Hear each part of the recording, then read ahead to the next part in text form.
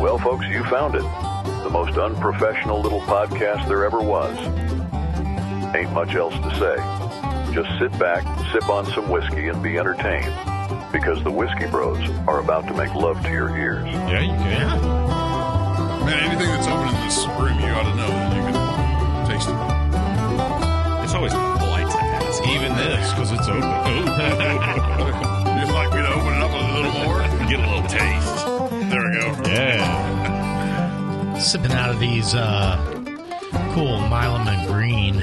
Milam and Green. Yeah, very good. Yeah. Are they Very Texas? And this one has an E on the end, unlike my name. That's, hey, you know, there you Maybe go. that's where you messed up. I tell you. good. Milam and Green is Texas, isn't it? Yeah, it is. Yeah, they're in Blanco. Blanco. You kind of Texas. fucked up our guest's name more than once. Yeah, I did. In the last 10 minutes. Yeah, It's okay. Everywhere in the notes, I wrote Chef Green. Yeah. I put an E at the end, and it was because I was heavily influenced by Milam. That's a fair point. Well, welcome back to the show, everybody. Thanks for tuning back in and joining us once again. And with us tonight is a returning guest of ours, Chef Brad Green. Can you believe it has been 100 episodes ago since you were here last? That is crazy. Is this been 100? Well, it's 149, but we're going to round up. We're going to round up. We're white men. We got to get every little inch we can. Yeah, So we're going to round up. It has been a hot minute. We'll link that previous episode in the show notes. So you should go check it out. We're going to figure out how to do that. Wonder if we've learned anything since then. We're going to find out. We've learned that we are definitely not in control. What do you think about anything. that juice you just threw down your gullet? God, that's delicious, man. It's pretty tasty, huh? So I don't understand. What were you having? This Still Austin 7-year bottle and bond. I don't understand. Is this a distillery release only? That's you can only get that in Louisiana, bro. Really? Why would? Because that's where they first start. Is it Louisiana? Yeah, that's where they first started selling they did their not juice. release it in Texas. really? Because they couldn't get it in specs or something like that, and they only could do it, and they just decided to. So I know that it's just definitely we can't get it here. Yeah. Yeah, but I want to say Louisiana. I haven't seen that anywhere in Louisiana. I will tell you, I was around Thanksgiving. I was in Vicksburg with my mother. She was in the hospital for like a week, and I was just sitting by, just waiting. And I went and did a lot of liquor shopping, and I ended up in a gas station in Delta, Louisiana, which is right across the river from Vicksburg. And they had the best whiskey selection, and they had the blue corn just sitting on the shelf. Didn't even have a price, no limit per customer or anything. And I was just all of them. In retrospect, I should have. Yep. I need to speak with your manager, please. Yeah. Is there more in the bag? Yeah, I'd like the whole lot. Yeah. In retrospect, I should have. And they had the new Jack Daniel's Heritage sitting on the shelf. Yeah. And I mean, there was all kinds of stuff that we consider hard to find here that was just on the shelf. No big deal, you know. I just had blue corn last night. That's so was good. amazing. So The good. tides are changing, though, man. Like, allocated stuff's getting really a lot easier to find. A lot People easier to find. People are stretching their dollar a little more, saving money, and the bourbon boom is gone. Everybody had their fun with it and lost their ass with gone, it. But I don't know that it's gone. I think it's shifting a little bit. It's correcting. Yeah, I think what's happening is the secondary market is crashing. Yeah. Which is bringing the actual bourbon market back into some real perspective instead of this inflated bullshit, you know, which is what I've been holding out for. And that's why when we were talking earlier, I try not to resell anything, but I also try not to pay above retail for anything because I don't want to perpetuate that mindset, you know? Yeah. So I can only be myself. It's rather noble. You know? Well, I'm trying to do everything I can. Help everybody He's else making me out. feel like a piece of crap. I perpetuated that madness way too much. Hey, I'm not judging. But I had a lot of fun. I'm not judging. I had a lot of fun. I see now why you couldn't drink the Miller Genuine Draft because you got the Coors hat on, so you had to have the Coors. Yeah, I got to stay on brand. Yeah, but man, talking about money savings in old school, like you got the Coors Yellow Belly in your hand. I got a Miller Genuine Draft in mine. I had to search for this. Yeah. This isn't. This is allocated now, apparently. Did you have to go to the hood to get it? I went through 4 different stores here locally, and I finally just called old weatherman Will Carpenter up and said, hey, what's the sitch with MGD? Where is it? He goes, well, we don't stock it anymore, but I can order it. So he ordered me some, and now we have a 12-pack. Is it as good as you remember it not being? I don't remember. It's just a lager. Yeah. Like if you There's poured a that, reason why you had to go shopping to try to find it. The only thing that's worse than that Miller makes is Miller High Life. See, I like Miller High Life. I like all Miller stuff. Let's have this debate then. Yeah, we could pour these 2 in a cup, and you couldn't tell me the difference. Yeah, we got 2. You are absolutely full of shit. Got 2. No, Milam come on. And if green you blind tasted these, snippers do you right know? here. Do you know how much Coors Original I have consumed? Talk amongst yourself. Give me that. I know. Boom and boom. Oh yeah, I think you'll be able to tell by the color alone. So we have to do a true blind night. Yeah, we can do it later. You're wrong. You're wrong. I'm happy to prove you right. The blind beer test has fooled a lot of people, man. Yeah. Come on now. It sounds like we got to do it. The blind whiskey test has fooled a lot of people too. Dude, hold on. There's something beautiful about drinking a true blind, though, where you have no clue what's in your glass, because we associate so much with the label and the story and everything else. But when you just are drinking the juice for the juice, I mean, Jack Daniel's single barrel proof rye has won so many blinds in my house. Yeah. So that we did a completely blind tasting up at Trinity Street. Yeah. They wanted to do some kind of little promotional deal, and that was insanely hard. Yeah. I think we got 1 out of like 10. Yeah. That we were trying, and we cheated on one of them too. Yeah. So. We did a little intel. That was a podcast, right? And that wasn't really a podcast. We did do a podcast, and you see the podcast. The big proud bottom is right there behind. Oh no, I listened to that one, but I thought I heard the one at Trinity as well. It wasn't a podcast. We recorded it and put some shorts out, but I mean, it wasn't necessarily a podcast. Could have been. If the staff that was working on it wasn't so lazy. I'm intrigued by this. So we could throw those into the Whiskey Bro wooden cups. We wouldn't be able to see the color. You're not putting any beer into my whiskey. I wouldn't taint that like that. I mean, y'all are some superstitious mofos, man. Like, dang. Feel free to put in y'all's. I mean, it's going to get drunk and it's going to you won't taste it. Go for it. I'm drinking from the bottle. I'm fine. No, he's talking about to do the beer challenge. We don't need to do that. No. We're not that low. No. What did you bring us? What is this Cut Above? So this is Cut Above out of Kiln, Mississippi. These guys do incredible whiskey, but they put out a lot of wild whiskey that I haven't tried. Like they do a cigar blend that is the label description looks like a footnote almost. It just has so many lines. But this is in the style of Penelope Rio, which is a really difficult bottle of Penelope that's hard to find, that is finished in Amburana casks and honey casks. And I'm not sure if they age it in honey cask and then age it in Amburana cask, or if they have some in Amburana and some in honey and then they blend it. But it's almost like a dessert whiskey. But this is a full 10 proof points over the Penelope, and it's actually age stated. So it's a darn fine whiskey, but it's a little on the sweet side. I didn't even look. 4 years old, and that's comes in at 108.5 proof, nice and ripe. What'd you say? Barrels of what? It was put in what? Amburana. And what is that? It's a Brazilian wood, and that's where you get the that cinnamon toast kind of. You'll smell it. I mean, it's like right there on the nose. It's yeah, that nose is pretty goddamn amazing. Yeah, and what's crazy is this bottle's like $75. It's not outrageous, but they're bottled in bond, which is just their run of the mill, is a delicious whiskey. Oh, that is a late like the real back end is very delicate, silky. That's where that honey kind of comes in and coats. It lends to the viscosity.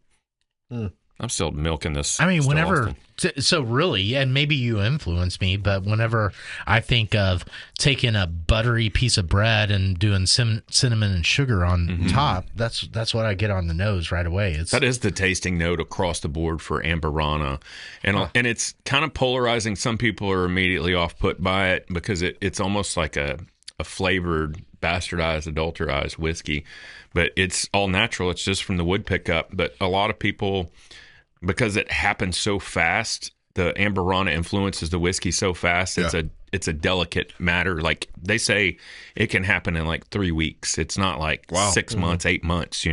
So you have to taste it regularly. Yeah, I know you said honey, but I get more maple syrup. Yeah, almost. I don't get the honey. It's more of that maple. What's wild to me is how proof was this? 108, 108, I think. Yeah, and it's just so sweet. It's so sweet. It is dessert. It's dangerous. I hear what you're saying about you could think that people poured adjuncts in this to give it flavor, but isn't that whiskey? Period. Yeah, like you're flavoring it with wood. Absolutely, that's the whole point. Absolutely. The what is it? The forgot what the tannins from the wood. Mm-hmm. Yeah. So where could so our run of the mill unprofessional is not going to run across this probably in a liquor store, but where could they expose themselves to Amburana? I mean, there's various sites you can order whiskey from. Crittenden's they're represented on a lot of, I think Remedy Liquor probably has them, or Salbeck's, or however you say that, or there's a couple of places you can order liquor from that probably have it. But what do you mean? I thought we were like, it was illegal in Texas to get whiskey shipped to you. Negative. Is it not no more? No. Oh, in fact, that's how after you guys showed up at the last dinner y'all came to, and you were so happy with your Pikesville purchase. I kept looking for it, and finally I just ordered some, and it was like $45 a bottle. Yeah. And so I was like, might as well just get 3. Yeah. You mean it's not $97 a bottle? Mm-mm. And now and now I can find it. You did it almost everywhere, and it sits on the shelf at like $55. So, no, it's definitely not illegal. In fact, you can order from Milam and Green direct and just get it shipped to your house. Yeah, I didn't know that. I knew wine you could order direct in the state, but not whiskey. So you remember? How do they prove you're 21? That I don't know. I don't think I've had to jump through those hoops. But you remember a couple of years ago they changed the liquor laws, and I didn't read through the entire bill or whatever. Yeah, nobody does. But now you can, like on Denton Square, you can walk around with an open container. You can get liquor to go. It was during COVID that they changed all that. Yeah, that was passed during COVID, like in Decatur. We knew that. Yeah, because you got as long as you get food. Yeah. But did not know about the distillery direct thing. Can be a chocolate chip cookie, and then you got to leave the paper on the straw. And so what's interesting walk out with it. Is as soon as you walk out, it's Milam and Green. There's not an upcharge. It's pretty much what you're going to find it on the shelf. Yeah. And the thing I understand is, like if you go to the distillery in Kentucky, for instance, like Buffalo Trace, their whiskey is actually marked up a little bit because of the 3-tier system. They have to buy it back from the distributor. Oh yeah, sure. You know, so they have to incur a charge, and obviously there's a moving around fee, shipping and handling, or whatever. It's organized crime. Yeah, it really is. It's unionized, organized crime. That's all. They're just a middleman. And I'm sure it goes back to right after Prohibition, when all these laws were put into place to line the Teamsters, Jimmy Hoffa. Yeah. Some of those names come to mind. Got to get their cut somehow. Women voting. Yeah, you guys make a product, and you want okay. So what other we're definitely canceled now. Products would people pick off the shelf that would be Amburana influenced? So RD1 makes a Amburana finish. The Penelope Rio that I mentioned. Starlight makes their cigar batch is Amburana finished. Starlight's Australian, right? No, they're not. Starlight's I want to. I don't want to say because I'm sure I'm wrong. They're United States somewhere, and they may be actually out of Kentucky. I don't know. I've been misled. Yeah, I also thought Starlight was Australian. You're thinking of Starward. That's it. Yeah. Okay. And they do a bunch of single malt stuff. Yes. Yeah. Starward is definitely out of Australia. Okay. Yeah. All right. Just the room is clear then. We were both right. Yeah. Yes. Damn fine. Nobody's wrong on our show. Fine. Yeah, I like this. It's good, right? I mean, it's not something you would want to sit down and drink like 2 or 3 drams of, but conversation piece. It's a very interesting whiskey, and that's why I wanted to bring it for you guys to try. Plus, it sucks that you guys aren't familiar with Penelope Rio because it's such a... No, I've had it. Chris Leon at Trinity has poured me a glass because we were talking about the colors on the label. Yeah. Agua, marine, bluish, and seafoamish type colors. Green and blue. Mm-hmm. Yeah. And I do remember him saying, try this Penelope. And I remember saying, no, everything else I've had from Penelope, I don't like. I like this one. Yeah. Yeah, because of the Amburana stuff, I guess, going on with it. Why don't you like Penelope? I don't know. It's sourced, for one, to the best of my knowledge. Yeah. And actually, they're distilling their own juice now. Okay.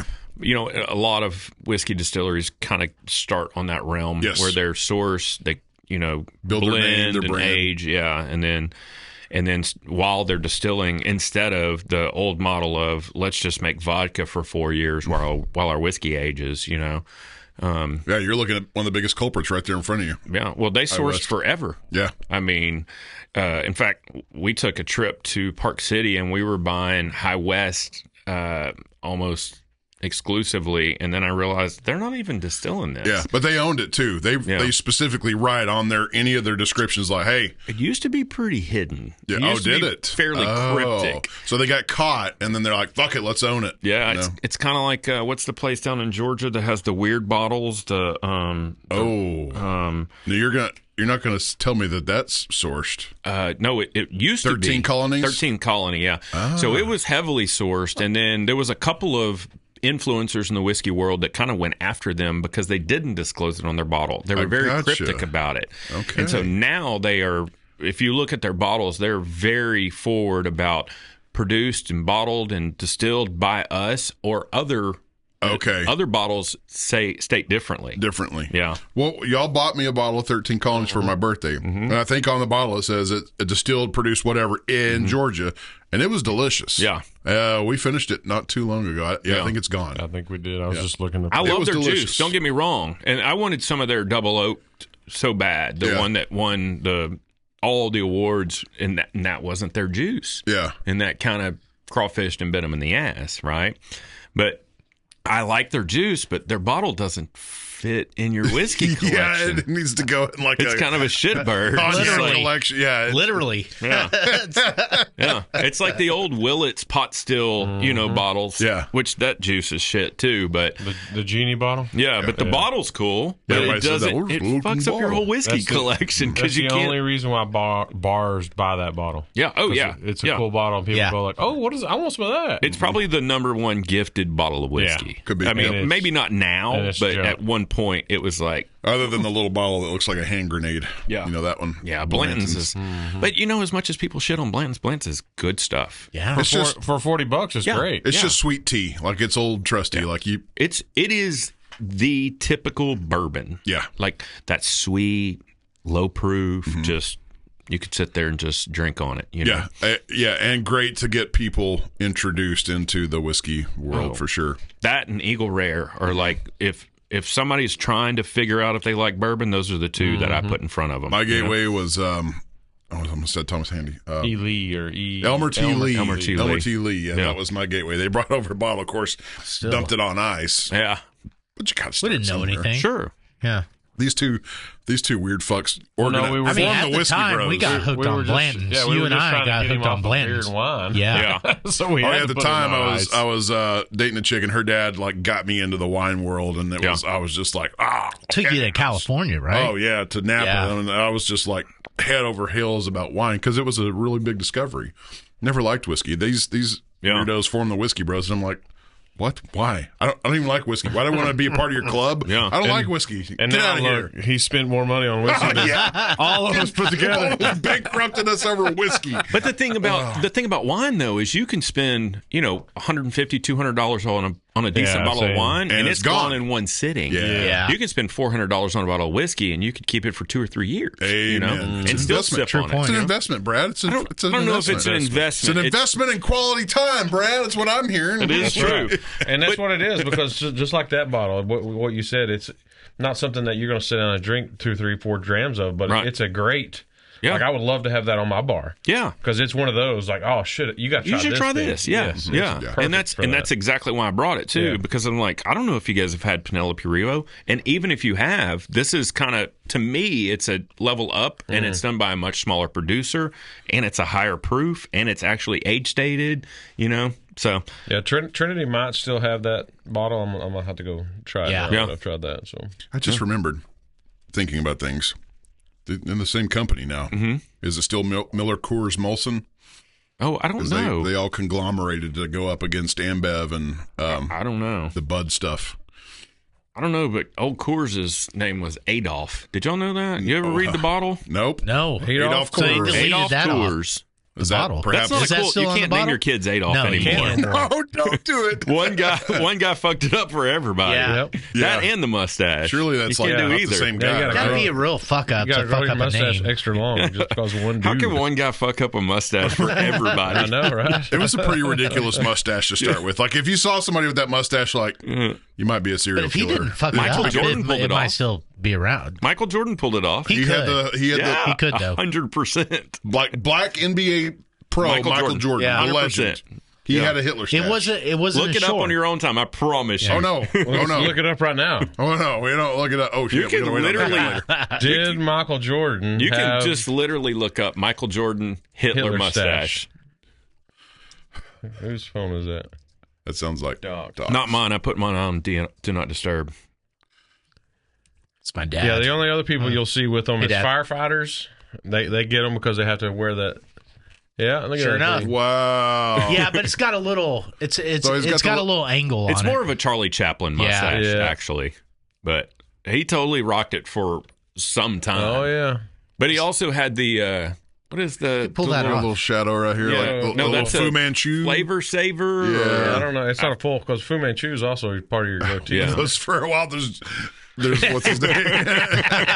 Key and Peele? Yeah, those guys are They're hilarious. my freaking gosh. greatness. Are they still doing stand up I or think comedy or so, anything? yeah. They haven't been completely canceled. No, they can't cancel. They're them. like South Park. They're uncancelable. Yeah. Yeah, they can get away with whatever.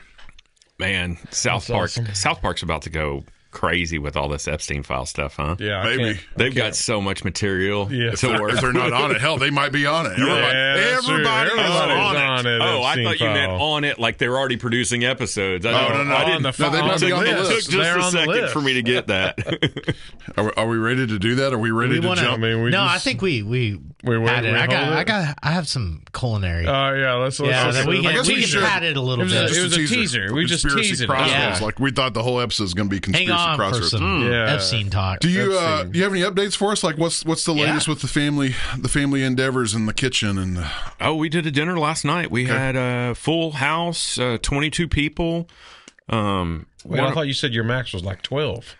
No, max the at table. one table is 12. Oh, so what's we your have max. yeah, 22. Okay. But here's the caveat: the 2 is the premium spot at the bar. So they're like literally right in front of my workspace. Yeah, where we did kind of the Yes. you're talking about right in between the table where we did the Yeah. bread class. But to the end, kind of, so they're right there, like right in front of my cutting board. So I it is think the chef's table. yes, I think if I was coming there, that's where I would want to sit. Yeah. So the only caveat to that is if you came with a group, you wouldn't be with your group. You know, I mean, you could be with take a your date. group, but you know, Pick up a date. and- yeah, It'd be me and Chance. But if you came with your bro, yeah, Oh, yeah, it'd be- that's So you it'd get be 12 at one table, 8 at another, And then 2 two. at the chef's table. Yeah. Okay, nice. Yeah.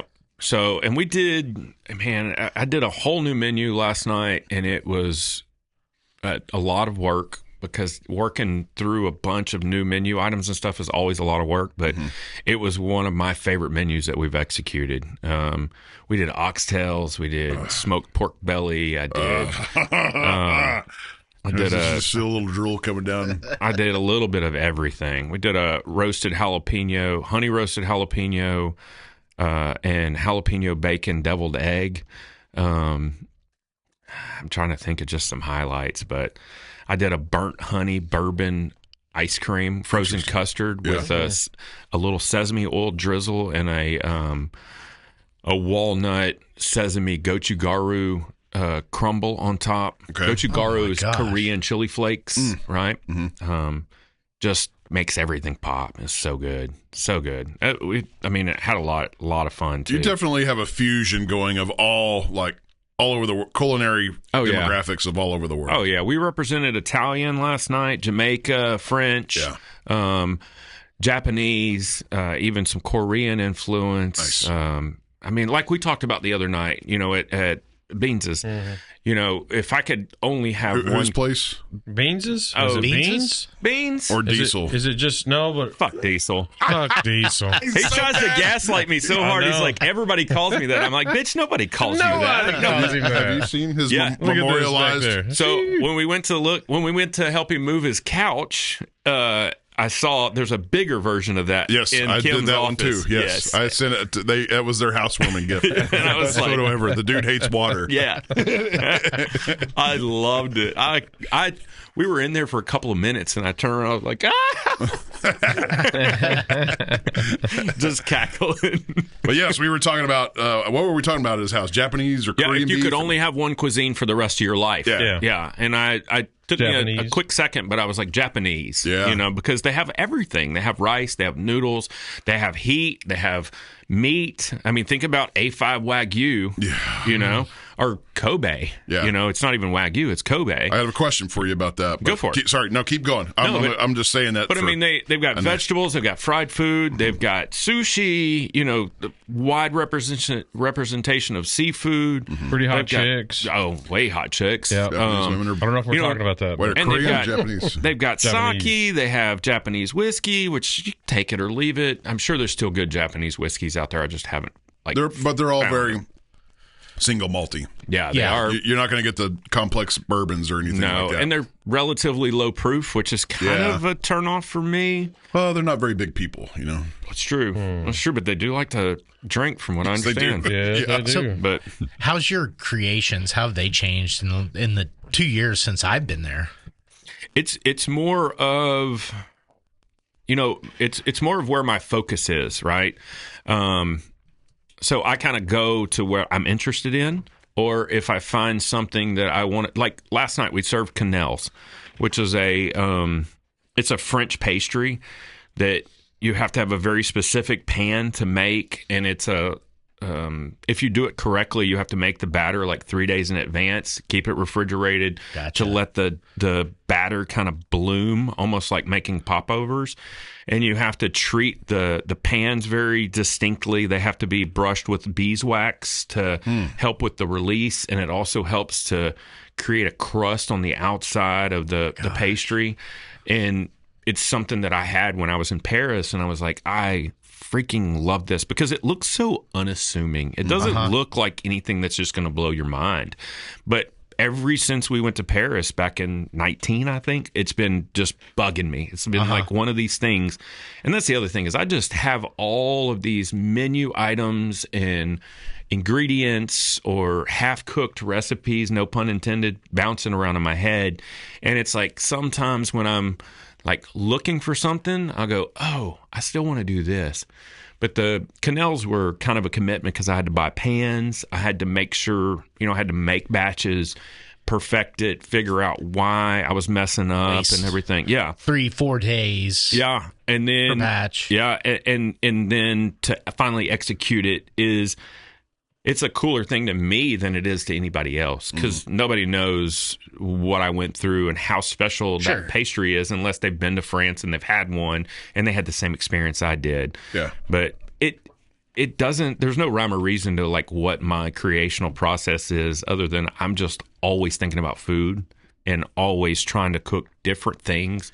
But there's a balancing act to my menu creation, and there's also, I want to make my food approachable, but I also want to make it interesting and memorable. I don't want to put something down in front of somebody that looks like dog shit. Yeah. Or that is, has eyes looking at them, or, something that's going to be immediately off-putting, but still taste delicious. It has to look pretty and taste good, So there's a limitation. There's a limitation on what people, how far people will go.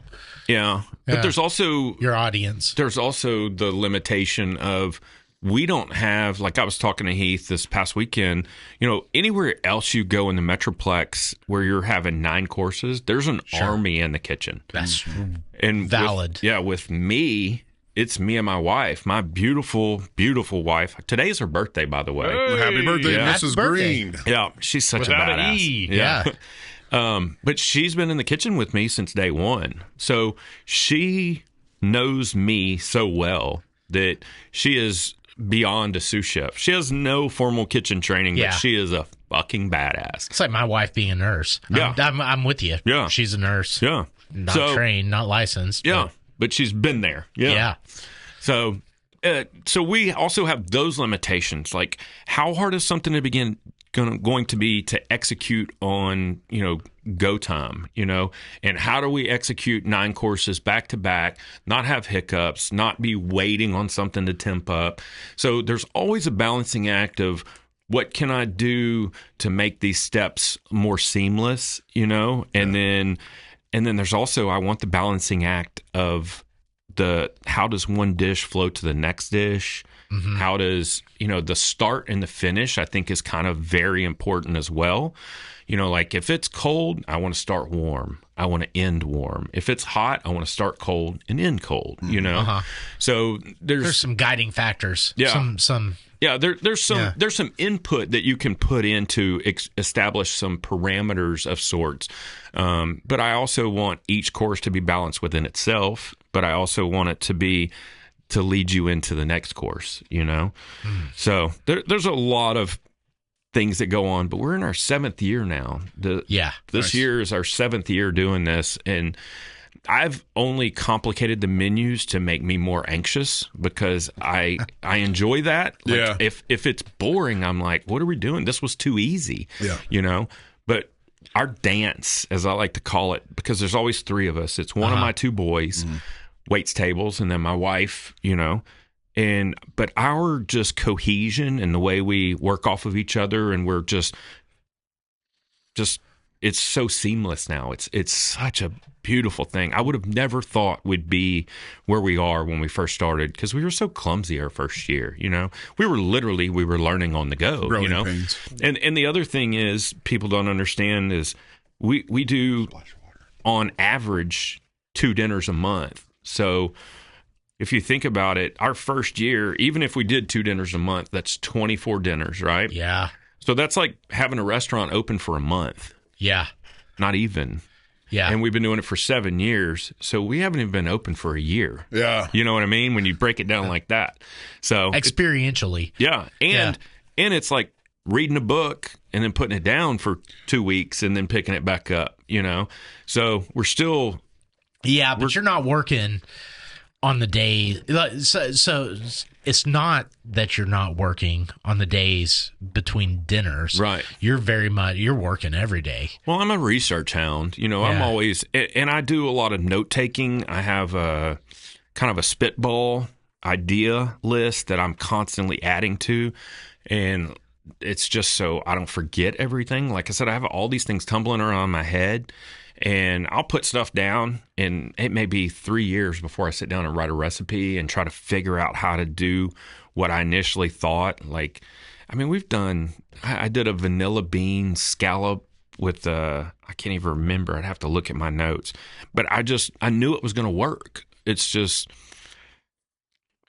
It's a gift you have that not everybody have. It's crazy. Yeah. It's weird. I was telling somebody the other night, like, I can read a recipe and tell you what's wrong with it. Mm-hmm. I can read a recipe and almost taste without ever trying it. Like, you could just, it's already up here. Yeah, I can go, oh, why did they do this? It would have been way better if they did this, or why did they add this? And it's just because I consume so much material based on food, and I cook every day. Like, even when I'm not cooking for anybody else, my wife works from home.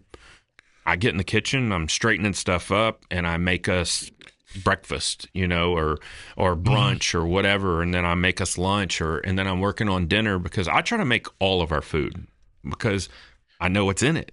That begs a question I had. Mm-hmm. So if somebody does decide to cook for you, oh, bring it.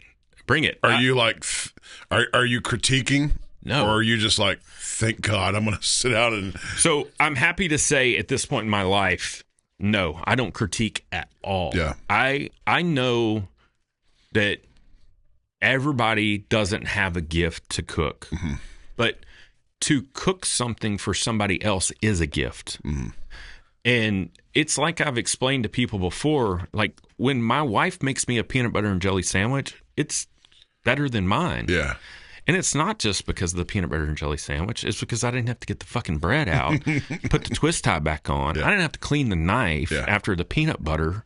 I didn't have to, It's clean. an act of service. Yes. But there's all those little steps that just go into the peanut butter and jelly sandwich that I'm happy you just brought it to me, I think the worst critique I ever gave my wife for cooking was, it just needs a little more salt. Jeez. And that's on me because I'm a salt hound. I mean, you're probably right, but anything she cooks and she's self-critiquing if she's being judgmental of it, she's like, well, I should have done. I'm like, no, it tastes great, babe. Yeah, it's fucking delicious. So that branches into another aspect is how do you formatively critique or encourage, say your kids, your boys, not even your wife, right? But you're like, okay, I need you to really think about this salt, or think about your fat. How do you do that in a way that's formative and not critical, being where you're at in your station? Well, I mean, everybody reacts different to input. And that's one of the things I learned being a manager when I worked in a kitchen. Like I had 35 people that worked under me at one point. And so you have to realize how to interact with different people. Some people need encouragement and some people need you to kind of break them down a little bit, So with my kids, I prefaced all that just for this reason, because both of my kids are completely different. Like my oldest, who has taken a liking to cooking, mostly for the gains, because he does meal prep and all these things. And he'll come to me and he'll say, hey, taste this, or hey, would you help me make this recipe, or, various things. And he is very open to input, Driven. Driven. Now, the salt thing was a difficult avenue for me to kind of lead him down, but it was like, hey, taste this and tell me if it needs enough salt. He's like, I don't know. And I go, okay. So I took we would taste something and I'd add salt and I go, now taste it. See, that's better. And he's like, yes, sir. And I'm like, okay, so you can taste how salt opens up. What we should do is take like 3 different containers and have one with very low salt, one with the right amount of salt, and one with too much salt, just to kind of, because he acts like he doesn't know the difference, but I think he just hasn't isolated it yet, He's like, oh, this is better. It's one of the murky aspects of salt, right? Yeah. Salt's not a flavor, but it's an opener of other flavors. Yeah. I'm flavor with you. enhancer. Enhance. We were talking about MSG last night after the party. Like MSG was villainized with the whole Zionist thing. Yeah. Back in the mass immigration days of the Chinese, and they started opening restaurants, and people tried to vilify them because of what and they used the MSG to kind of say, oh, they're trying to poison us, and it gives mass migraines and all this stuff. Yeah. Come to find out, all that shit was just made up. Yeah, I mean, there's a very low percentage of people that do get migraines from MSG, but they're probably going to get it from salt too, or they're sensitive to But that's the thing is MSG is just salt. It's monosodium, sodium, glutamate. Yeah, and glutamates are found in various foods, nitrates and everything else. But the thing, it's the reaction that it causes in your body, the physical reaction, MSG, it actually is almost like Viagra for your taste buds. So your taste buds are here, and when you eat MSG, they get larger, so they have more surface area. So you take in more flavor. It's almost like if you had a black and white filter on your glasses, and all of a sudden you took them off and you could see color. It's It really does do a lot to food. I know. I know MSG works. I didn't know that it was that pronounced. That's incredible. That's interesting. It's like the Viagra MSG for tasty. Grilled chicken. Yeah. And vinegars do the same thing too. That's why you want acid in your food, because the beauty of acid too is it helps to strip away fat. Which once you get a fat coat in your mouth, you can't taste anymore. You don't get that. Like the first bite of your cheeseburger is always the best. And people that don't get pickles on their cheeseburger, they're doing themselves a disservice because that's your vinegar. That's what washes your mouth so that next bite is just as good, you know? Scribe, note this episode name, Viagra for your taste buds. Oh, yes, I love it. Okay. Hey, and I'm not a doctor, by the way. Can we get into this Louisiana? By all means. So this is on a crawfish farm. These guys, I think, I could be wrong, but I think they grow their own rice. This is 100% rice. They make, right now, I think the oldest product they have is 6 years, but I believe, and correct me if I'm wrong, maybe read that label, but I think this is a 4-year product, and this is one of their higher proof ones. 4 years, yeah. And it's 118. And I should have tried this and not told you guys it was rice, because when you think of rice, you automatically think of sake. Yeah. But this is not sake. It is very much made in the style of bourbon. Here. Yeah, you got to have two glasses at this You're not table. allowed to pour. Yes, okay, valid I point. listened to enough. Yeah, I don't know if I've ever had a rice whiskey. Well, whiskey. I don't think you would have, because these guys are the only guys that I know that do it. Now, in Japan, I'm sure they make rice-based whiskeys besides sake. And sake is not considered, I guess it is a whiskey, isn't it? Sake? I don't know. That's great. Because I've never heard anybody say sake whiskey. No, I think sake, well, it's like a lower wine. proof. Yeah, it's a wine. I think yeah. it'd be classified as a wine.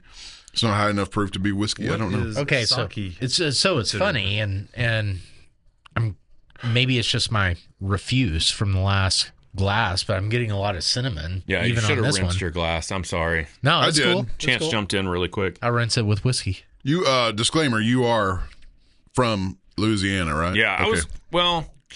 I was born in Mississippi. That's the other reason I brought you Mississippi whiskey. And spent a very brief time. I think I moved to Louisiana at 18 months. And then when I was 22 or 23, I moved to Texas. And I've been here ever since. I mean, call me wrong, but I consider myself a Texan. Yeah, I mean, Louisiana's our brethren. So, yeah, absolutely. Yeah. I mean, I'm not from Oklahoma. No, that's not accurate. They're more southern than us. But I don't give a shit. They got the good whiskey, though. They got really good food, too. Yeah, good whiskey. They got a lot of good food. We ought to be able to choose who we allow to be Texans, and You're not choosing anything. It's like Chappelle show racial draft. Yeah, you're either born here or you're not born here. Aren't you born in California? No. I would like I was born right here. I would like a chef to be a Texan. On this farm? In this bar. On this table, bro.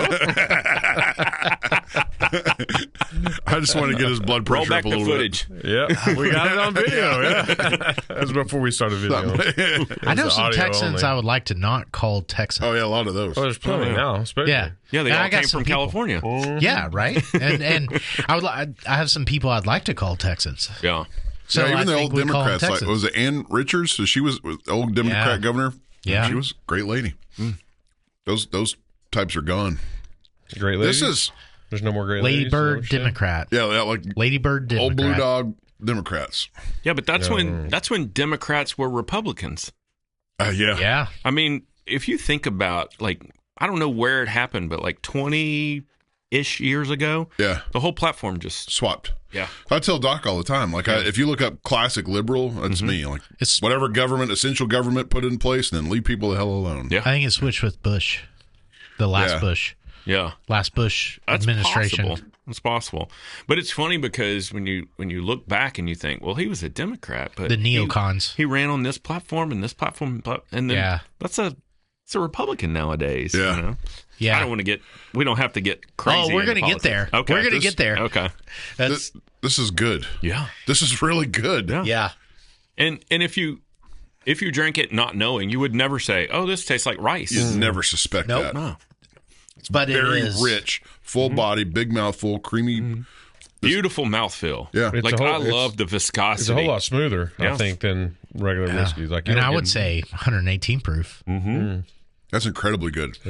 Is that sold in Texas? Okay. Yeah, this is so they. I don't think maybe in the last year plus 2 years, call it 2 years, they've started getting a lot more distribution. They have, I know by my house, it's at Goody Goody and Specs, and like the store pick I got was at Specs. Okay. So yeah, it's getting a lot easier to find, and it's a fantastic product. Sorry, I was No, go for it. No, I was just going to ask. I'm getting hungry because I'm looking at the crawdaddy. Yeah, And we're talking about food. We're talking to a chef. Crawfish are already here. Crawfish are already February's here. crawfish start season. Yeah. It's start of the season, But right? I saw people boiling crawfish in January. Yeah, and I was like, seems a little early, but What's your favorite Cajun food? oh man, I mean gumbo. Yeah. Gumbo is like one of those things, you know. So stick with me for a second, but spaghetti and meatballs is one of those things. Like, I say that word, everybody has this picture in their head. Your mom made spaghetti and meatballs when you were a kid, you know? And picture that comes to mind when I say spaghetti is Chance's mom. You're right. Well, but I'm saying, like, that used to be one of my hang-ups with food is, like, I can't make spaghetti for somebody because they already have this preconceived notion of what it's supposed to be like. Like, if your mom made it and she put sugar in it so it had this sweet taste to it, that's not what I consider spaghetti. But that's what somebody else does. That's your home. That's your beacon, right? And I think gumbo's like that. There's hundreds of different, if thousands of different recipes and techniques and everything else. But I think you know, the key ingredient to any food is love, you know, and how much you care for what you're doing instead of just throwing a bunch of shit in a pot and, you know, bringing it to a simmer, you know. So I think gumbo is one of those things that makes you a good gumbo, makes you pause, take time. You have to cook your roux. You have to show attention. You have to curate your ingredients. But at the same rate, gumbo originated from cleaning out the refrigerator. That's literally where gumbo came of its roots, you know? And I think it's just a beautiful thing that if it's good, it's amazing. It's just honest. Doc, do you remember when we went to Houston when the girls were like 5? Didn't we go to like a gumbo bar? You remember doing that? We've had so many places, there was like 6 different in between pots. Oh, yeah. You don't remember gumbo? that? Yeah. I could have sworn I do remember this. this. This was a long time ago, but...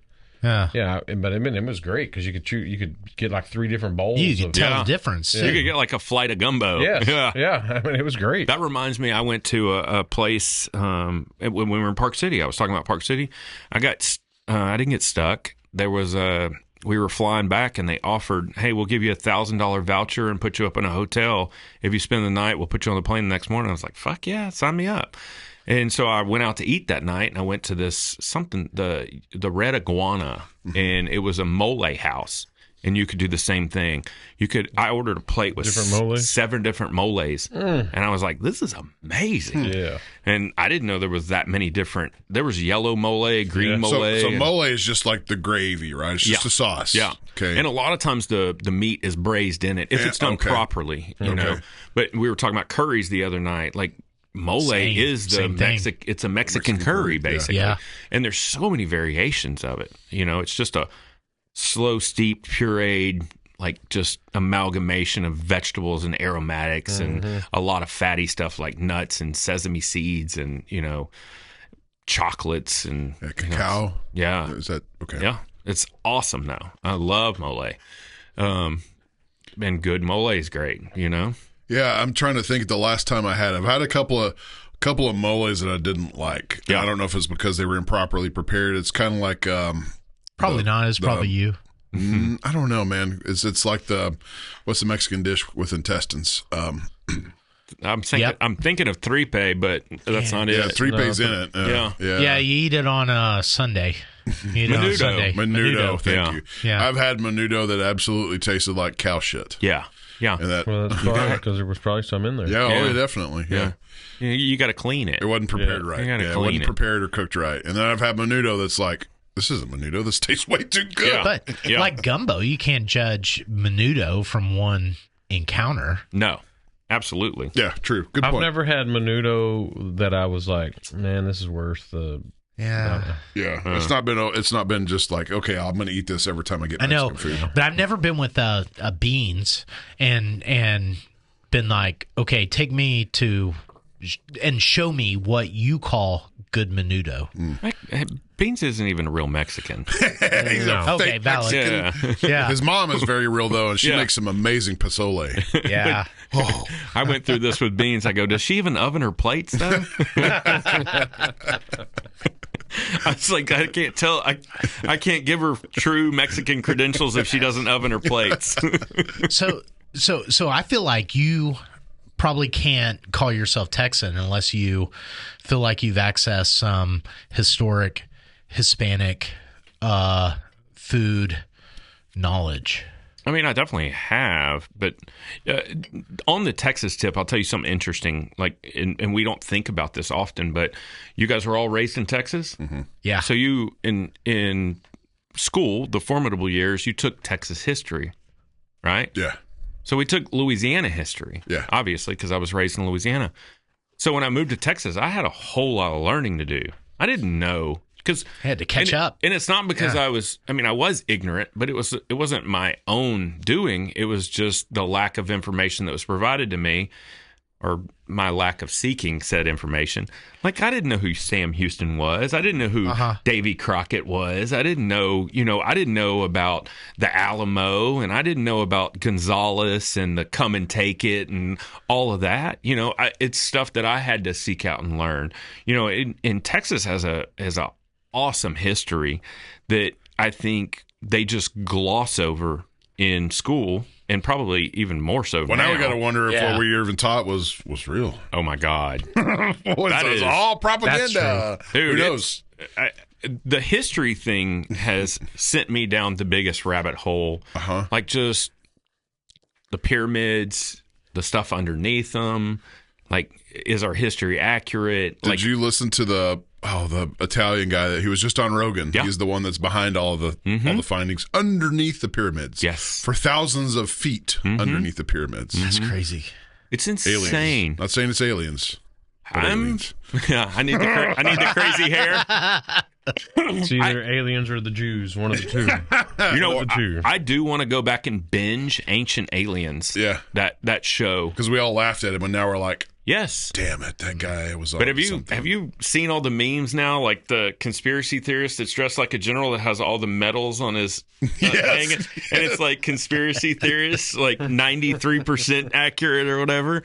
Like, I wonder how much of the ancient alien stuff, if we went back and watched, it'd be like, that's fucking true. That's true. That's true. We know that's true. I'm 100% on board, but there was a whole nother sophisticated civilization before us. I'm right there with you. So I think about it like this. How or could we there were not seated. be? Okay. they're equally believable. Yeah. So if it's true, so go with me on this. If it's true that humans have been around, what we would call humans has been around for 250,000 years, right? Or some iteration thereof. Some iteration of it. And we've occupied the last 10,000 years. Why at any 10,000 year period between the start and now could some civilization, or would it not be likely that some civilization would have occupied? It's not unlikely. There's been catastrophic events almost on the regular, like every 12,000-ish years. And there's been massive flooding. And then when you look at, like, if everything ceased existing today, there would be almost literally nothing left of the studio 5,000 years. Well, even now. a steel and glass skyscraper would be completely erased in, I don't know, 500 to 1,000 years when it's That's unchecked. wild. Yeah, like the History Channel had a show that I would actually like to go back and watch too. Now that I have a better understanding, when I can't remember the name of it, but it was like something of the essence, like when people ceased living, or when humans. Oh yeah, it was like and they did a whole breakdown of like post-apocalypse. Yeah. But it was a speculation. It was done with CGI and stuff. And they were like, well, when humans don't walk the earth anymore, animals are going to come into the buildings, and then vines are going to start growing, and then wind's going to blow, and then the glass is going to deteriorate, and then the fucking continents move. Yeah. There's land masses where there weren't land masses once upon a time. The oceans, That's interesting. The oceans swallow parts of like the bridges will collapse, but for lack of maintenance. The timeline, but there's a part of Africa that's literally in the next 1,000 years or something that will be it'll be a new continent. Oh, wow. It's supposed to. There's a fault line, and it literally splits in half, and the ocean overtakes it. Now you have an island of Africa. It's over here on the eastern side of Africa. That's been the concept that's the hardest for me to grasp throughout my educational system. Is is it Pangea? Where all the continents work together. Work together. Yeah. And I get that they fit together like puzzle pieces, but I just don't understand how a whole land mass drifts thousands of miles away. Well, it's hard for me to wrap my head around, but it's also over the hard course for me of time. Yeah. And who knows how long that time really is. Yeah. What's happening right now with the poles? Like the poles are the poles are not where they were 5 years ago. Yeah. So stripper poles? Those two. Those are always getting moved around. Oh man, the stripper poles never move, and the price of lap dances never go up.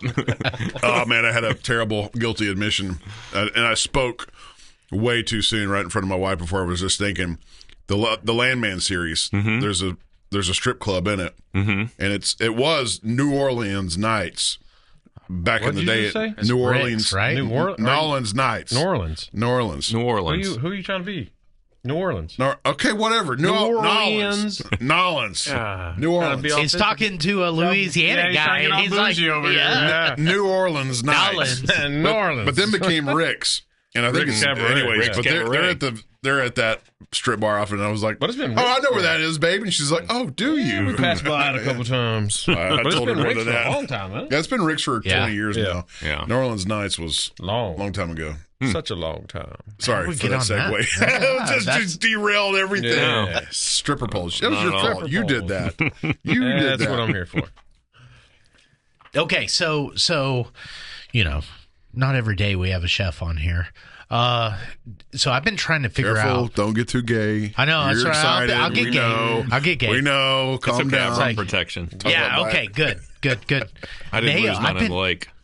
So I'm a doctor. I'm going down this like seed oil rabbit hole like every day for like 5 years, 6 years. For like 5 years, like Yeah. hardcore. And there's some truth to it. Yeah. Right. Oh, 100%. And So these things were developed as like industrial lubricants originally. Yeah, cottonseed, right? Yeah. And then made their way. So talk about that in mayo, because so I've been trying to figure out mayo in a post seed oil world, and I don't know that it's possible. I don't think it's possible. Have you ever tried bacon aioli? No. So aioli is just a fancy name for mayonnaise, right? Yes.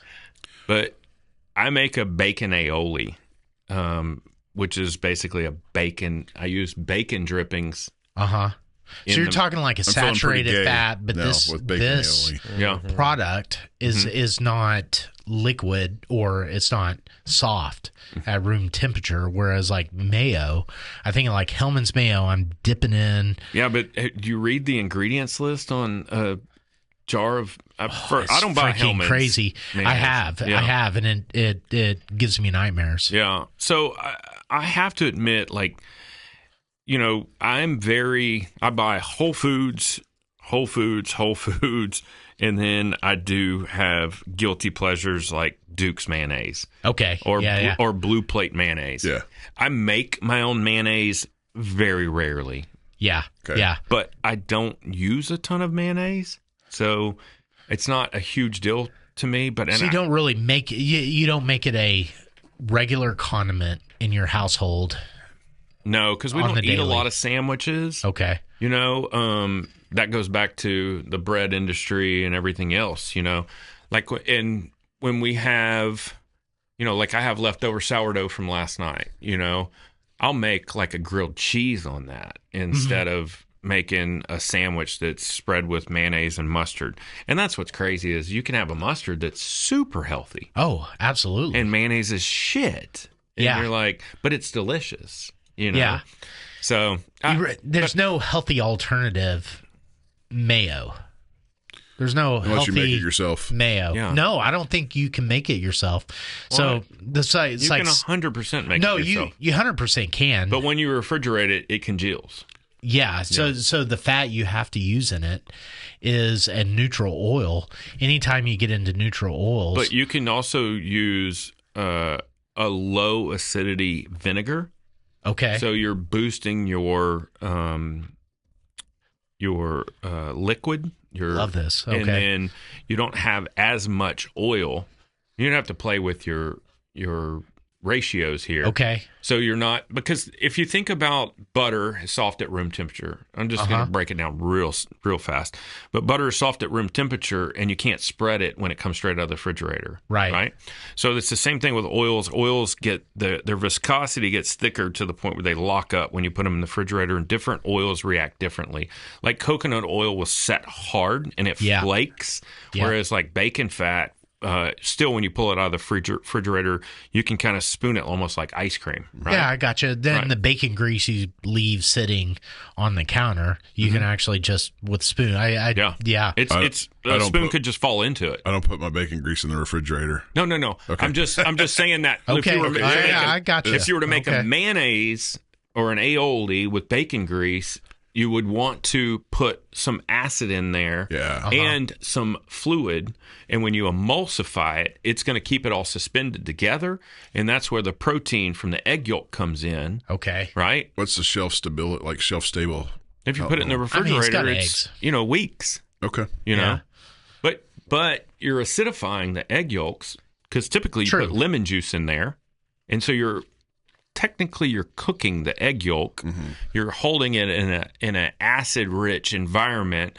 So, and you're protecting it with fat. You're encapsulating it with fat. Sure. Okay. So it's not indefinite, but it's definitely extended from what you would think just based on a raw egg yolk. Maybe a month. God, so freaking fascinating. Yeah. Oh, okay. So you would pick your. Wait, you got to pause. Hold on. You got to say egg yolk again. Did I say it wrong? I don't know. Egg yolk. Are you saying yolk? Yeah, yolk. There's an L in it. Yeah, but we don't say Yolk? that. Oh, okay. Yolk. Don't act like y'all do either. Egg yolk. We say yolk. Yolk. Egg yolk. Yolk. There's no L, and you never say L, motherfucker. I'm hearing it too. Do I I'm have hearing to- it too. do I have I to hear leave L now? big time from you. Yeah. We don't ever say that. Egg yolk. And I don't know if Egg that's yolk. a chef thing or a Louisiana thing. No? Yolk. We say yolk. Egg yolk. Oh. Egg yolk. How do you say library? Library? Library? Yeah. Library? Hey, the one that's been tripping me up, have y'all heard Rogan say labyrinth? Labyrinth? Labyrinth. He said it the past, the past 5 or 6 episodes, he said it probably 2 or 3 times, and he says labyrinth. I Labyrinth? haven't I've caught that. And I'm like, Oh, what wow. the fuck No, is it's he just saying? labyrinth. Labyrinth? Things that hang you up. Labyrinth. Yeah. So on this mayonnaise thing, it sounds like I'm with you. Mm-hmm. Maybe just go buy some fucking mayonnaise. You're not eating that much of it anyway. Yeah, I mean, Okay. if you find yourself at the refrigerator eating mayonnaise by the spoonful, I got a at question. I have midnight, an essential question. But I have how an many essential sandwiches question. are you really making? Okay, I have an essential Alright. question. Uh-huh. What about ranch? I don't eat ranch. So I don't. A lot of Here's my people eat thing. ranch, though. A lot of people eat ranch. I know ranch is the state condiment of Texas, and to the point when I worked at Embassy Suites in Grapevine, I used to make ranch in 5-gallon vats, and that was one day worth of ranch almost. And I was like, "Are we serving this?" Yeah, literally. Yeah. And I was like, "Are we serving this to people with a straw?" Like, how the fuck are they consuming this much ranch? But I say I don't make ranch, but occasionally I do. But more so I make blue cheese dressing. Okay. And I think blue cheese dressing is superior to ranch. So let's talk about that. Okay. Yeah. So my basic process is lemon juice, grated garlic, like with a microplane or whatever, and then sour cream, mayonnaise, heavy cream to kind of thin it, a little bit of homemade red wine vinegar. I'm trying to think now. Pink peppercorns is the key element. Okay. And then hold up, my brain just broke for a second. Because and then chives, not scallions, not green onions, chives. True chives. And then here's where the trick comes in. Then once you taste everything, then you whisk in a little bit of olive oil, and that kind of coats everything, and then you crumble in your blue cheese. That way your blue cheese kind of still stays exposed. It's almost protected from everything. And that's, I think I'm thinking of everything. I may have missed one component. I feel like I did. Lemon juice, garlic, pink peppercorns. That's all your aromatics and your chives. Sour cream. That's your mayonnaise. base. Sour cream and mayonnaise. And then heavy cream is basically to thin. Okay. And then the red wine vinegar comes in to break all the fat up. And then the olive oil comes in to coat everything. And then the blue cheese is what makes it. This is why I'm fat. But you could take this is why everything we're talking about just sounds. I'm just hungry. But you could take the blue cheese out of that, and that is basically a ranch. Yeah, it's a base. Yeah. So well, it's not a ranch because you didn't say dill. Yeah, right. So dill. you can work with I'm not a dill. I'm not spices. Look, I've come around to dill, but I am not like dill is my late in life adopter. Dill is hot right now too. Like dill's on everything. Yeah, true Is story. it? Yeah. I had a ranch last night. It was so but it's dilly. not dill. It's not dill. It's dill pickle. No. Well, okay, yeah. Yeah. Which everybody associates. If you think of dill, you associate with dill pickle. But in the culinary world, dill is an herb. Yeah. And it was used like flippantly with salmon, like almost religiously. And it's one of those herbs like rosemary. I was just about to think. Yeah, rosemary was everywhere for a little bit. Yeah. You know, it was, if you weren't cooking with fresh rosemary, you were shit, right? But rosemary, it comes in and takes over. Yeah. You know, and dill does the same thing. But it's a very floral, herby note, and it's hard to make. It doesn't play well with others, you know. Yeah, it's all or nothing. Yeah, I cut down a tree during the snowstorm we had, and it was the weirdest thing. When we were processing it, cutting it and breaking it and stuff, it smelled exactly like dill. And I have a buddy that's an arborist, and I was like, I texted him. I go, Is his name Austin? Yeah. I go, no. Okay. And I go, hey, have you ever heard of an oak tree smelling like dill? And he goes, he sent me back an article, and he's like, oh yeah, this is it. And I go, I was right. Interesting. Well, you know, it's a common tasting note with rye whiskeys. Yes, some rye whiskeys. Yeah, A lot of dill. In the handies, I'll get some dill. Yeah. Subtle. It's not overpowering, but it's definitely I don't know. there. I think you should prove it. No. Oh, okay. I mean, twist my arm. So have you guys had the Buffalo Trace? Have you ever come across a Buffalo Trace product that has that grape candy note in it, like almost a grape Jolly Rancher or a grape Kool-Aid note? Probably, but I hadn't thought of that. I think I thought grape candy. So, I've said it on air. Jolly Rancher. I don't know what grape was, but I've heard you say Jolly Rancher. I'm going to rinse your glasses. Thank you. By the way, is there any artificial flavoring gap bigger than real grapes and grape flavored candy? Yes, Watermelon. banana. Okay. Yeah. Yeah, there's nothing similar from grape candy to actual grapes. You're absolutely right. But I'm a big food nerd. Surprise. No. But way. I listen to a podcast called Gastropod that if you are food interested, I highly recommend will check it out. So they go into the history of food, and they talk about a lot of flavorings and stuff. And they did a whole episode on bananas, and they talk about why is the banana flavoring that we associate with candy nowadays so different from the bananas that we enjoy out of the supermarket. Life is hate. Well, I'm just fucking with you. Sorry. I wouldn't discount that statement offhand. But it's basically because the banana industry started as one thing and then had to figure out how to do all the things. And then there was a mass, I want to say virus, but that's not the right term. There was a mass plague that almost killed off all the bananas. Oh, I heard about this. Yeah. And so they had to restructure. And then the banana flavoring that we have today on a molecular level is based off of basically a banana that is no longer in existence. So it's kind of like the laugh track on an old sitcom. So it's not that it didn't exist. No, it existed. Yeah. Yeah, it's just not our bananas. Modern bananas are a lie. I mean, They're real. What? They're real. How so? What do you mean? But they're different flavors. They're a different flavor. I'm willing to follow you. From the OG banana. Yeah. So here's one thing. I gotta take a Organic leak. bananas, I'll be back. I buy without a doubt. Because organic bananas, I'm not worried about what's in them or on them. Sure, yeah. But the taste is more banana-like. Really? Yes. Okay. And baby bananas, have you ever had baby bananas? Yes. Those taste like bananas. Okay. That's like banana concentrate. And it's not just because they're in a smaller package. Yeah. They have that fatty, buttery, like over-pronounced. It's almost like somebody took banana extract and put it in there, you know? I don't know that tastes I've ever had baby bananas. Yeah. like You can find them occasionally. Any supermarket will Do they carry make them. them that way on somehow, or it's is it it's a genetic, different or? strain of bananas, and they just call them baby bananas. Oh, okay. Like the bananas we eat today, I'm trying to think of the name of them, but they have a strain name, and it's attributed to whoever Chiquita. cultivated them first. No, and so the podcast I was talking about, they go into the whole how Chiquita became a brand, Yeah. and how they basically pioneered the distribution system.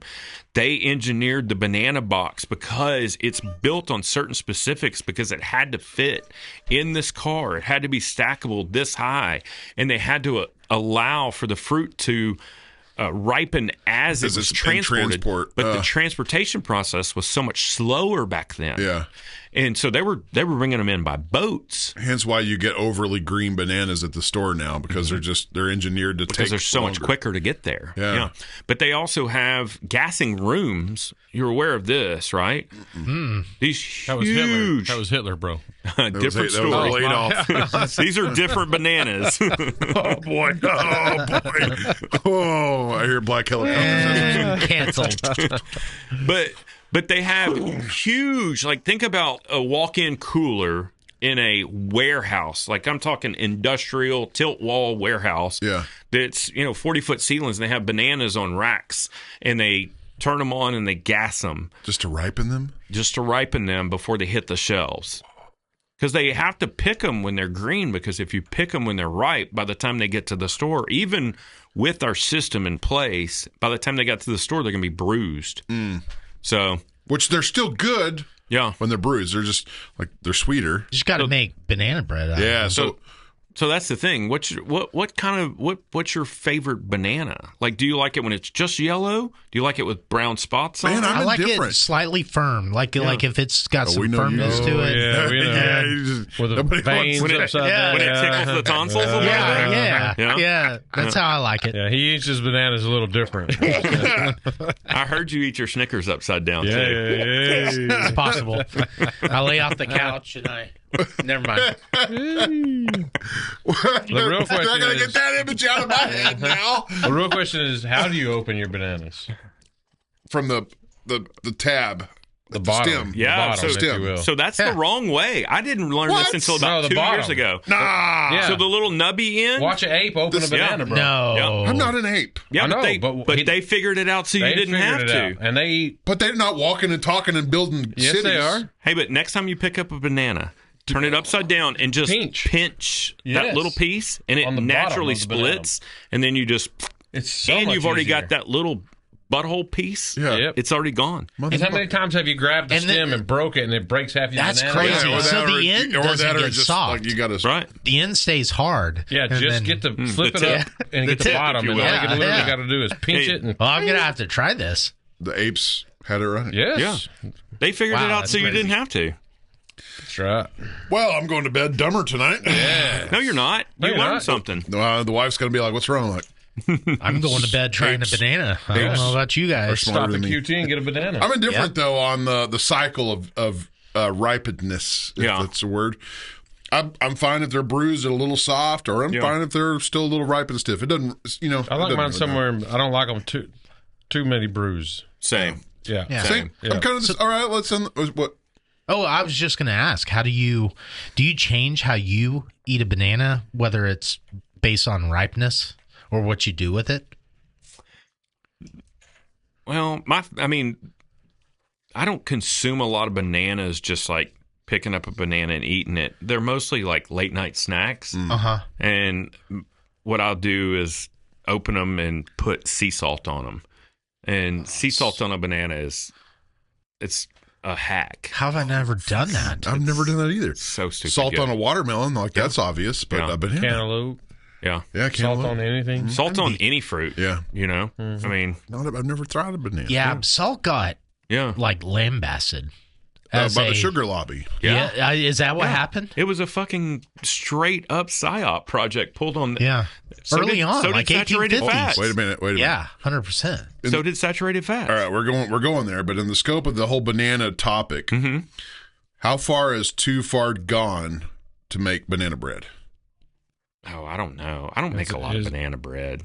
You know? Is there a too far gone? I hadn't for seen banana it. bread. I mean, I think if you I've open seen your it. banana and the whole thing's brown, then I think you're Or it probably. just liquidates? But you could probably, have one brown banana and one ripe banana and one like almost ripe banana. works out in the and it mix. all works out.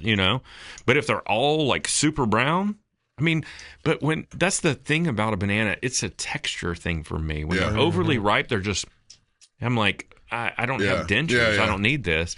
But there's so many notes that come fuck alive you, old people. that are that are very indicative of bourbon. And a lot of people say that they get banana Jack notes. Daniels, especially. Right. And when you get into those super ripe bananas, I mean, next time you have a banana that you're about to throw away, open it up and smell it. Yeah. Dude, we're gonna have to make an old fashioned with a banana. Damn. Hey. I mean, Put that on your menu, bro. Maybe a caramelized banana, old fashioned. instead of the orange. Yeah. the wife has resurrected some like bananas that I'm like fucking flies and shit on. I'm like, this is going in the trash. She's like, nah. And then it turned out to be like the best fucking bomb ass banana bread ever. Well, and that's what I'm That's what I saying. said. Like, I don't know if you can go too far because you're mushing it all up into bread anyway. So, you're Yeah, true. I think you're right. Are you doing this? rinsed over there? are we ready for a hand job? we're I mean, a handy. Thomas Handy.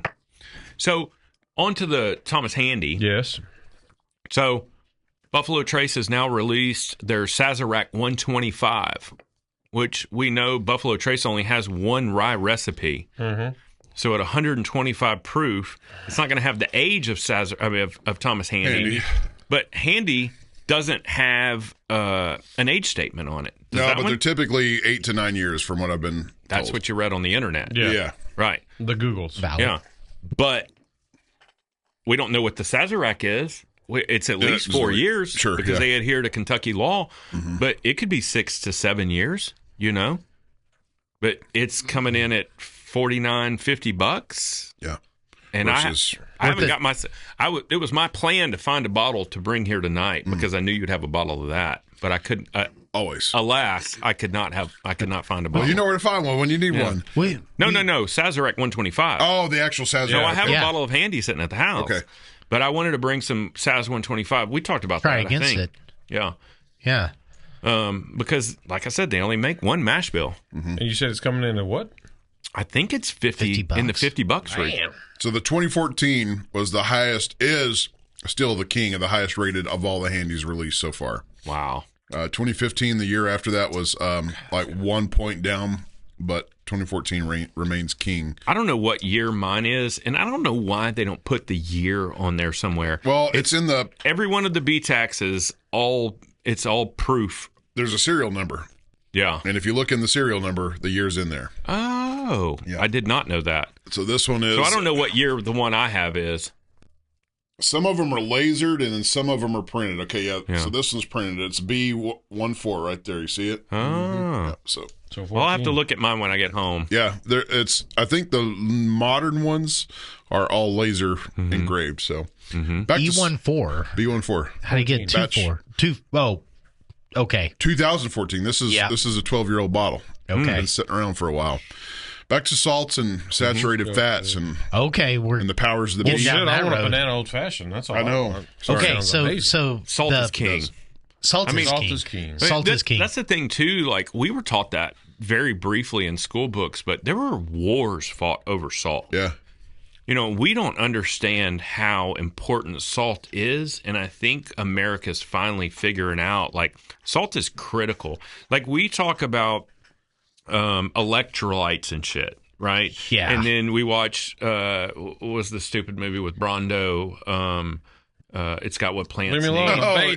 Idiocracy. Idiocracy. Right? But salt is really crucial because you have all these electrical impulses that happen in your body, in your brain, more importantly, and electrolytes are what allow these electrical impulses to exchange. Man, good job. Yeah. And it also helps your body absorb nutrients too. And retain water. Absolutely. Yeah.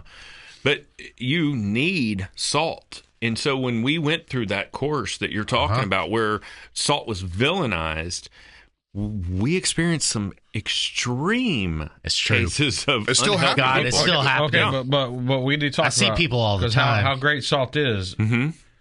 What's your theory on the good salts? Because there's 60 different freaking salts out there that people are like, this is the best salts. This salt is the best somehow table salt but dominated. Right, but when you read the ingredients on these iodized, that's because Morton had better marketing. Hey, you don't want to get your goiters. Is that Jewish but thing? when you read these ingredients on these freaking so-called like Celtic salt, that was a huge thing at a point. Yeah. But then you got these guys out there now going, look at the ingredients on the back of this bag and what's in this. Yeah. So when I turn my bag over, I want to see ingredients, salt. Yeah. Right. But the thing is, we all say sea salt, and I still say that is there because a salt that just says salt? 100%. I'll send you a picture of the bag of salt that I buy when I get home. But we all say sea salt because that's the nomenclature. That's what's in the. But all salt came from the sea. All salt. Salt doesn't occur without salt water, which comes from the sea. So all salt is sea salt. That's wild. But there is. Salt is, wine. We know terroir because of our discussions with whiskey, but salt is a product of its environment, right? So if salt is in shitty ground, because what happens is water runs in, makes a deposit underground, and then the water slowly evaporates. Or you have curated salt where they're bringing in salt water to flats, and then they're slowly letting that water evaporate, and that's most of the salt that we consume, right? I don't know what the percentage is, but a lot of salt is still mined and harvested out of caves. Large, huge salt mines. You've heard salt mines. Mm-hmm. So that is truly a mine. So it's an underground. The whole Tabasco place in Avery Island in New Iberia is basically... the peppers are great. They make Tabasco, but the place is a salt mine. Did you ever watch there was a video that took place, I think it's pretty close to there, where there was a whole thing. I may mess this up, so allow me to misrepresent this, but there was a salt mining operation going on at the same time there was a oil drilling operation going on. Yes. And the oil rig went into the salt mine and it drained this entire lake and it sucked down all these boats and it went into the salt mine, and it happened in like 8 minutes or something. I think there's actually video of it. Yes. And the whole oil rig, the upright, everything just disappeared. It looked like it just went through a portal into another dimension. Yeah. The lake essentially drained into the mine And that shafts. happened in Louisiana. Yeah. It was crazy. And you're right, there is video of it. Yep. Yeah. And there was, I can't remember how many people were never found, and boats that were never found, and the oil rig never found. I mean, it's crazy. So why did salt get lambasted? Man, I don't know what the culprit was, but there was we went through a whole bunch of iterations where fat was villainized. Yeah. Sugar never really got put on the firing block like it should have been, but that's because Big Sugar has tons of money. It was the one doing the villainization. I think so. Yeah. I think Big Sugar might be owned by those people. Corn. And then it became corn. Big corn. Yeah. Big corn. Right? But I don't because understand. corn, you get high fructose corn syrup, and shit, you get so much. so You get seed oil it's so easy to refine. So canola oil. Did I tell you guys on our last podcast my running theory of the high fructose corn syrup? Bro, that was like No. 2 years ago. No, I listened to it. Coca-Cola I I don't think so. No. listened to it. So You guys are old enough to remember New Coke, right? Yep. Kind of. I don't think I am. No. So we had New Coke. So New Coke. How? I mean, mid-40s here. How old are you? 50. Oh shit! I'm 41. So Yeah. I think it already happened. Well, so I'll lay it out for you real quick. And this is a running theory of mine, so forgive me. But Coca-Cola just used to be Coca-Cola. Mm-hmm. And this is before ingredients and nutrition facts were on products. Well, there came a time where they were going to put nutrition facts on all beverages and food items. And so Coca-Cola went, okay, they brought out New Coke. And so basically they brought out this Coca-Cola product, and they knew nobody was going to enjoy it.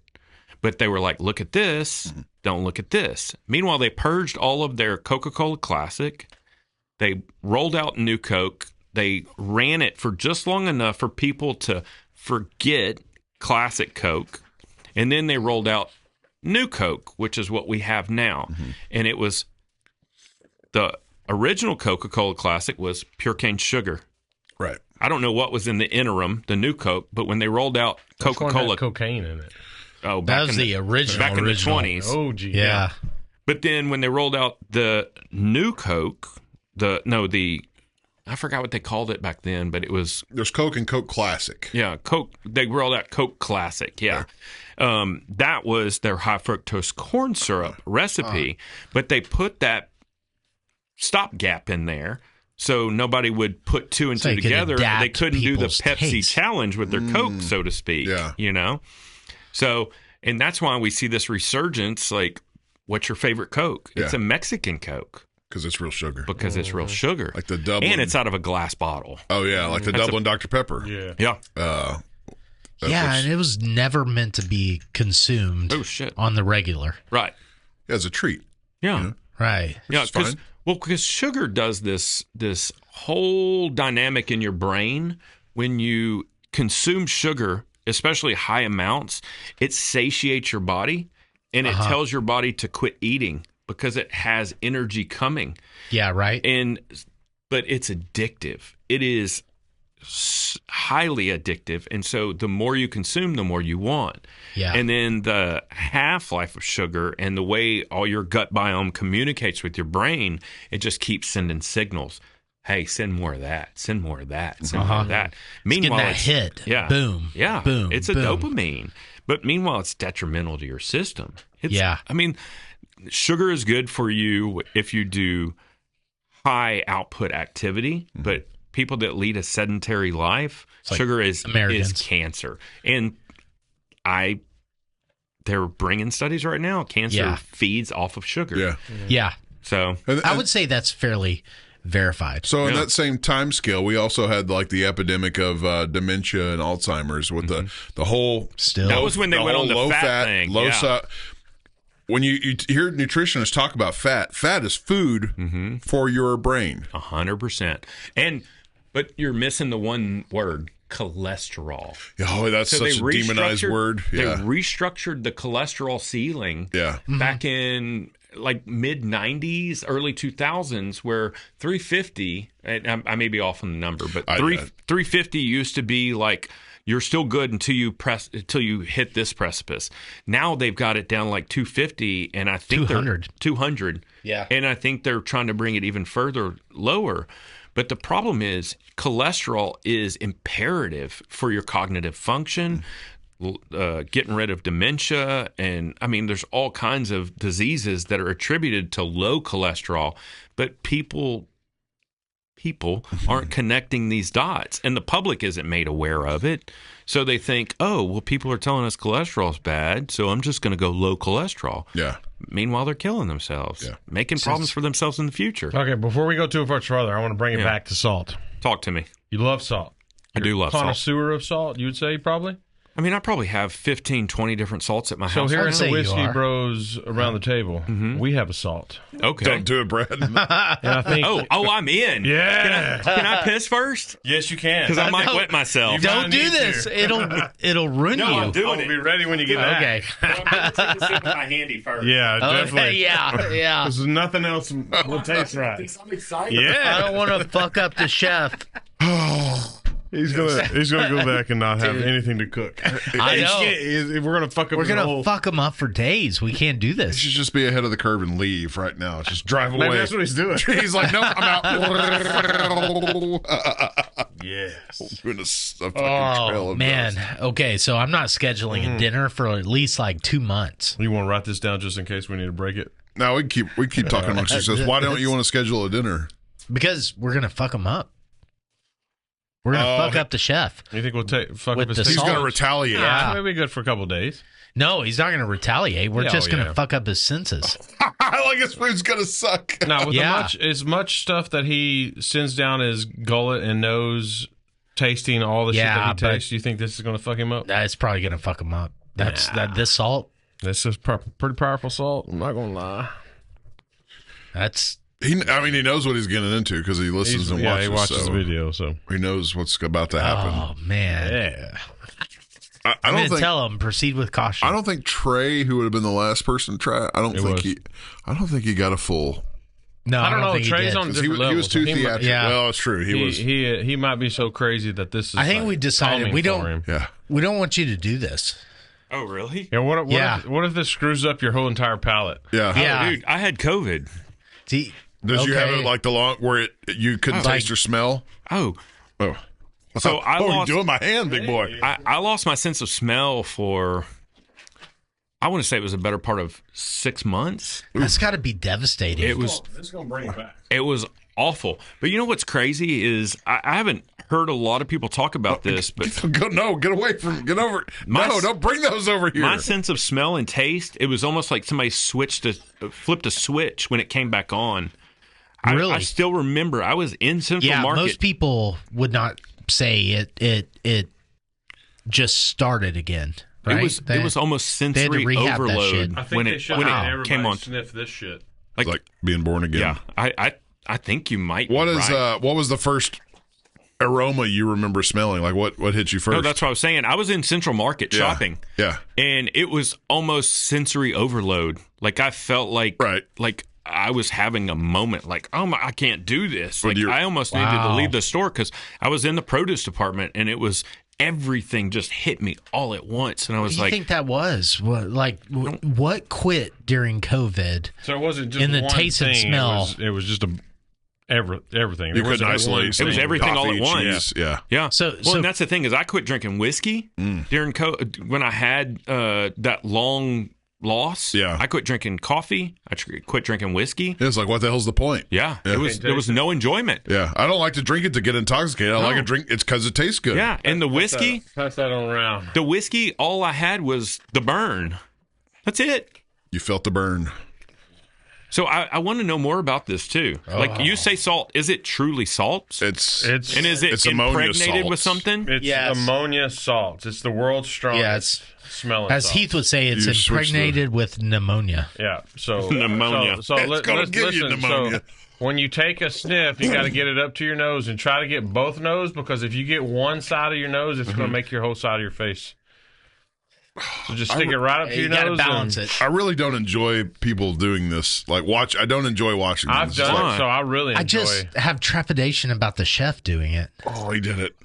Oh, he did it.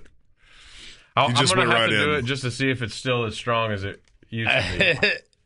Because I don't know how long the shelf life It is. He's just more of a man. I don't think it's that strong. It's I didn't hear you go. No, Oh, did I need to do that? your eyes are watering. You need to get a. No, I It's think he did. it's He's just potent. more of a man. It's almost like the All right, get it, big boy. Sniff it in there. like a wasabi heat. I can't make myself Wasabi's not hot So it on must- it your must mouth. have, it's hot in your it sinus must have cavities. tamed then. Hold on. Y'all are talking across each other. No, Go back to wasabi. It's got that I think it has. sinal. Yes, Sinus, definitely. It burns. yeah. After the mouth. Yeah, Oh yeah, it's tamed. is it? Has Oh, it? yeah. Shake it up. I did. Oh, okay. I mean, I still get that hit, but when we first got that, like, it almost threw me out of the chair. Yeah. It's tamed down. It has a stabbing effect. No, it's not. It's almost like the nose spray hitting you. Yeah. It's not nowhere near as bad, I promise. I'll tell you what, I struggle with sinuses, and it did open me up. That's all I needed. I know, but it's still not as bad. It's not as bad, no, but that's all I needed. You got to remember, when we first got this, man, I was down for it was 5 minutes. Yeah. I mean, my whole side of my face was on fire. So it's tamed. I'm going to have to get more bottles. That's what that means. Yeah. Have a freshie next time I show up. Yeah, come on. What a disappointment that was. Just such a disappointment. I know. I thought it was still good. I was excited about that. Yeah, but it was. I mean, it was great. It still did open me up, but it wasn't like... So that explains what you were talking about with our other guest. Oh, that it didn't hit him. No. Yeah, he wasn't just hardcore. It's mellowed. Because he hit it like 3 times. I'm far from hardcore, but... Yeah, it is definitely tamed down. Yeah. You were talking about these American epics, the salt, the fat epic. Who are they that's engineering this? I'm leading you, but I mean, it's big food. okay. Look at what just happened with the food pyramid, right? Oh. And it took RFK to get in to do that, right? Yeah. And I think he even hopefully doesn't, but I think he either has an agenda or he has somebody that he's answering to. He's still tethered.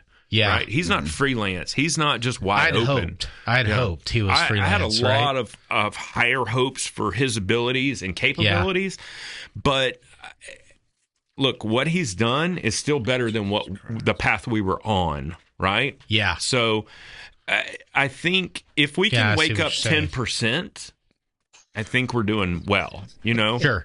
But our food system has been crumbling for, I don't even... Decades. Yeah. I was going to say 40 years, Yeah. And you're talking like 50s, 60s. Yes. Like, next time you're with your parents, have a conversation with them about what eating out was when they were a kid. Mm-hmm. Sorry, bro. Me and Chance only have our moms left, so we're not going to talk to our parents. Thanks for rubbing that in. Yeah. Jeez. Sorry. Only Doc's the fucking privileged one over here. Oh. But anytime you have the chance of talking to someone that is in the 70, 80-year-old range, ask them, hey, what did eating out look like when you were or when you were 20s and 30s? You might get an explanation you don't want. Going out to eat. Yeah, going out to eat. Going out to eat. But I think that's where it started. When easily accessible food came into society. Well, in the 70s, they had McDonald's, and didn't they have McDonald's? And yeah, stuff? but they were frying their shit in tallow. And that was a thing. Right. Yeah, because who went back to tallow? Wasn't there a fast food restaurant? Yeah, wings. A lot of them have. Steak and Shake. Five Guys. A lot of people are falling in, and it's because of all your PFAS, seed oil stuff. Yeah. But that's because the American public has woken up. Yeah. And if you want to be truly like economical and environmental, that's the best use of a fucking animal. Like, you should use the hide all parts. Use the hide for shoes, for furniture. Yeah. Use the mass for food, nutrition. Use the fat for frying sustenance. Use the bone. We're talking on an industrial level. Acres and acres. So what I'm thinking of gelatin. Yeah. From bovine bones. That's the other thing I didn't realize until very recently is when we were kids, and maybe not when you guys were kids, dog poop would turn white. Yeah, where'd that go? You know why? No. Wow. We had this conversation. They used to fortify dog food with bone. Huh. They used to grind bone meal and put it in dog food. And you know how bones, when they sit out, they turn bright white? Yeah. It's the same thing. The dog poop, all the actual fat remnants and everything else would burn off, get washed away. The bone marrow, hard, the bone particles would be left behind, and that's why it turned white. That's why food is fortified, because it's fortified with cornmeal now. Because they've got all kinds of other bullshit in there. Like that's something that didn't click for me until a couple of years ago. Yeah, we had a conversation where'd the white dog poop go on one of these podcasts. But that's where it happens. Yeah. That's valid crazy. Point. I don't ever remember that conversation. We've had it. So I still feel like there's a gap between what we know and what's in common practice. There will always be a gap there, buddy. Yeah. We're sheltered from so much. That's the problem. Is I'm trying to avoid saying they because I can't define they.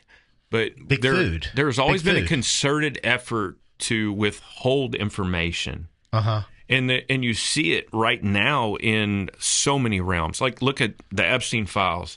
No, they didn't want to release those because we weren't ready to digest that information. Are we still talking about the Epstein files? I think that was the alien files. I think we should talk about the Epstein files that way was a more. joke. You remember saying that? Are you still talking about the Epstein files? I got the reference. Yeah, okay. But I'm just saying, I think we should talk about them until all the problems get put to bed. And when I say put to bed, I mean buried. Yeah. There's the redactions on that and the names that are redacted, it's just like they're all fucking. So where's that at now? They're so guilty. Yeah. That's the problem. And here's a hot take real quick. I think it all goes back to 9/11. And I think that 9/11 is at the heart of a lot of it. Not that the whole Epstein thing was tied to 9/11, but 9/11 is in the Epstein files. And I think that, how so? Like, how did it reference it? The dancing Israelis. Yeah. Have you heard that? No. Well, that's what we're here for. As well. We might as well tread. And then Homeboy's an Israeli spy. It was all. So the whole thing about 9/11 was hiding what we already knew. Like, what was it? Donald Rumsfeld. About the money? Yeah. It said right the day before, literally, there's $2.7 trillion, and we don't know where it went. And then miraculously, the next day is when 9/11 occurred. Yeah. And Building 7 fell for what reason? Yeah, I don't think there's any question now that Building 7 was a demolition. Yeah. There's no question. Yeah. But why the demolition is the question. That's where the records were. Where they're covering up. That was the records. But then also, if you look at the Pentagon, where the Pentagon was hit, what was in that quadrant? I don't know. What was in that quadrant, Brad? It's the same shit. All the records keeping that they conveniently needed to be erased. And now, did you see that there's new footage of the plane hitting the Pentagon? No. It's absolutely a missile. Yeah, it wasn't a fucking plane. It was not a fucking plane. No. I said that from day one. Yeah, I was with you. So what happened to the planes then? That the people that are supposedly missing? That I can't understand. We still can't, we can't give any conclusions to MH370 or whatever it was. Yeah. So it's like they're all hanging out in the same place. You're going off of what they told you. Oh, there's planes with people in it. There's you didn't know that for sure. Families that are like, are there? Do you know those families? I don't know them personally. No, exactly right. Yeah, that's the problem with Building 7 is once you accept that Building 7 probably was not a accident or a plane did not hit Building 7, but it still got demolished. Supposedly Building 7 crumbled because the other buildings crumbled. Well, we know it. We know that it was purposely demolished because it was at risk for falling. Are you just now getting into that? I haven't even taken a sip yet. Oh, okay. I was letting it open up for a minute. Yeah, well, you that's did. What I've always said once you accept that, the whole theory crumbles. Well, I said the same thing about the Pentagon from day one. Yeah. That's the most protected building in the world. Yeah. You tell me the only video we caught of this plane was a... Yeah. No, okay, so... Bullshit. So, but there was a gas station across the street, and the video conveniently disappeared from that, too. Yeah. So what happened? What happened to cause this controlled demolition of all these buildings? Big sugar. Have you seen a cat bury its own shit? No. Actually, I have not. That's exactly what was happening, though. Well, then all the metal got shipped to China right after it blew up, and they picked it up and shipped it to China. They were just like covering up. But who caused a catastrophe on this level and this coordination? Mm-hmm. Who was the president at the time? Bush. The Bush. Mm-hmm. Yeah, right. Who owned the buildings? The Jews. The Jews. Okay, so what were they covering up? What was the? Have you seen the Rabbi tunnels in New York City? No. What's that? What's that? Google that, bro. Rabbi tunnels. Do you Google know that, bro? Do you know that we send more money to Israel every year? $3.8 billion. More than Every their day. gross national, their gross domestic, whatever their whatever money they make per year. But supposedly that comes back in a weird. But that's the whole USAID thing. Yes. Yeah. So what is that? Is that just Zionism? And this is only what we think we know. That we think we know. Yeah. Yeah. Is that just Zionist? Is that just what is that? So I don't understand the delineation between Israelites, Zionists, Jews. I don't either. I think of it like this. I think of Zionists to Israel like neocons to America. What is neocons? So It's a neoconservative, conservative. Yeah. Sorry. yeah, Fumbled there I for a think second. that's right. Neoconservative. So they're like a pretend conservative. Ted Cruz. Yeah. Yeah. Dang. Same thing as neo-Nazi? Is that Yeah, Yeah, right. because they're not a true Nazi. right? They want to be a Nazi. Okay, Right. I got you.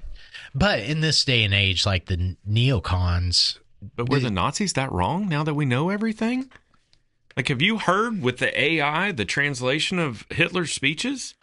You're like, if this is real, Yeah, then but he had a fucked up mustache. Yeah. I mean, did he? He's just a man that loved his country. yeah, it seems Kinda had a like fucked that. up And he was mustache. worried about all the shit that was going on.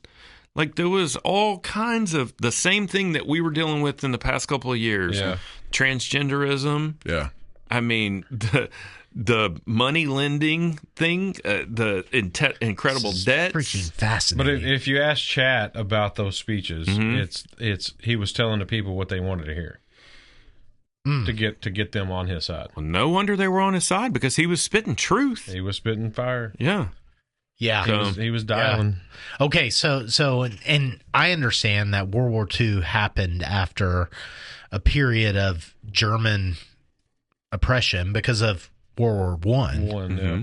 right? And so they kind of came about this somewhat honestly, and that was okay. Well, we're being oppressed because of our past sins, right? But you can't say History's that. You can't say that even now. History's written by the winners, buddy. Yeah. Okay. That's true. And Okay. all of our information is Good point. curated. You know? Yeah. They only let you believe what they want you to believe. Like and what they don't want you to believe, they distract you from. Or they divide you so you don't give a shit. Everything is a division or distraction. It's insane. If you think about go back to Roman times when the poverty got high and the people got hungry, they put on the games. Yep. We're still in Roman times. It's just Yeah. called Catholic times now. Yeah. Same. But are you not entertained? Somebody just got triggered. I know. Watching this show right Come now. on, bring it, Chief. Yeah. You know? Yeah, that's wild. Yeah. But we're for the most part we're all well fed. We're all housed. Yeah. So Yeah, but what are we well fed with? I mean, I Shit. drove garbage. 100 shit. I drove here yeah, with my but- Tesla. But that's by choice. No, it's not by choice. It's It by is. coaching. No, it's by No, choice but it because didn't- you don't have to go to Walmart. That's true. You can go to the farm to And market you know, places. I don't go to Walmart. Exactly. You can't pay me to go into Walmart. I haven't been since probably 2 times since COVID. I Yeah. hate that place more than anything. But Yeah, what I'm but saying, your wife has. She's dialed up No, on we the don't go to app Walmart and, either. Nope. and I don't go to We Walmart go to or Sam's. We go to Brookshire's or HEB. Yeah. It's only 2 places. we toilet go. paper. It's like toilet Amazon. paper. Oh, okay. Or Dollar General. Amazon's another. I just don't go into Walmart because I hate the place as a whole. Oh, sure. Same. High five. I'm not saying the shit that they have is bad or their products are Yeah. bad or any of that. I hate the place as a whole. But that was a good old American company. Yeah, Was. well, that's was. where it started. That's where it started, and then corporate greed Uh-huh. took over. It's Because back in the day, they were big on everything in the stores made in the USA. They had to take sure. they had to take that off of everything. I mean, Arkansas is big time all about America 1st. Yeah. You know? And Walmart started in Bentonville, Arkansas, which is Yeah. now the mountain biking capital of America almost. And they were all about America first, you know? But then when you have a Walmart in Washington like, how are you going to have the same products? And then it built into all their buying power. And then you loop it back in and think about how Temu operates nowadays. They're sourcing all that stuff comes straight from China. They're basically drop shipping it. Walmart's just the middleman. They're just bringing in a bunch of shit and they're buying it on the millions and they're distributing it to tens, thousands of stores. Mm-hmm. So they're buying it for pennies and they're selling it for dollars. So what is that? What is that? That's capitalism. Capitalism. Yeah. It's pretty deep. But then that coincided with, look what happened in Detroit. Look what happened in where is it that was the tire capital? Ohio, where the Black Keys are from. Every tire manufacturer that we still know today was in this one town, and then all that faded right at the same time as Detroit.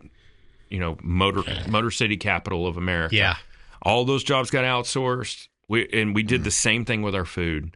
It didn't happen at the same time, but it happened in the same manner. Capitalism got diluted and polluted with convenience. Yeah. People were looking at the bottom line instead of looking at their employees face to face. Yeah. Which is understandable why you see a big push towards like socialism programs and because people they've seen that. They've seen the cronyistic part of capitalism and they've seen these people don't have hope. Like they don't have an outlook other than they're just if existing. I can't do it, you're going to have to do it for me. Yeah. That's not a good way to go about things. And with education and people like us sitting around talking about facts of like, pay attention to where your food comes from. Mm-hmm. Pay attention to the ingredients. Pay attention to, your car tires. Yeah. Where they come from. It's a lot. Don't buy the cheap shit from Temu. Yeah. But that's cheap. It's convenient. Yeah, it's but quick. I mean, you say that, and Temu got a huge shit bag put on it. Yeah. It's the same shit you're buying everywhere else. Yeah. You're just buying it direct. Yeah, and I was just saying I was making the correlation between Walmart and Temu. Right. Because it's a very similar business model just with the storefront almost. Right. You're basically bypassing Walmart by going to Temu. You're not making any revelations here. I understand that. Yeah. The revelation is you have an alternate. There's an alternative to buying that crap. But how many times? You use Walmart, Amazon. Yeah. You don't have to use them. But it hits you on the hip.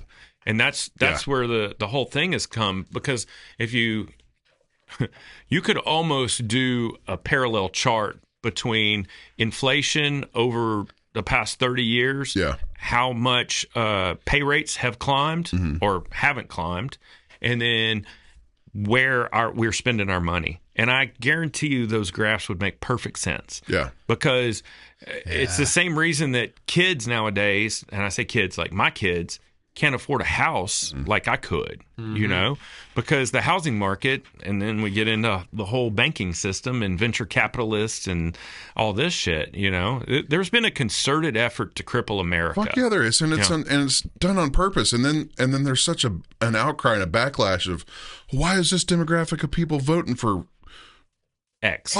For politicians that are espousing communism and socialism. It's like, because they feel fucking cornered. Yeah. You go pull a communist out of Russia or out of fucking North Korea, give him 40 acres and a mule. He's not going to be a communist very long. That's true. Is that what we get as slaves? To a degree, we're still getting slaves from there. And cheap Asian labor is the thing. Have y'all seen, there was a reel I saw the other day, and it's these three black chicks. They have a podcast, and the girl goes, I want a guy to take me on a boat, but I want him to own the boat. I know, and he come on there and goes, we already tried that. I didn't like it. Y'all didn't like it. I was like, holy shit. Have you seen, I can't remember his name, but there's a fat white boy comedian, and he is pushing the boundaries on racism. I mean, but he's a comedian, and everybody loves him because of it. Yeah. He's basically, because, like when you're a black comedian, they talk about white guys all the time. Oh, yeah. Or the Chinese get talked about, and the Mexicans get talked about. Yeah. There's nobody really talk about black people. Yeah. This dude, he's going deep. He sends it. Yeah. Deep. And it's freaking greatness. But the amount of audience participation. and it's mostly 40-year-old white women or 30-year-old white women that are like, oh my God. Yeah. All the other black dudes in the crowd are like, shut up, bitch, this is great.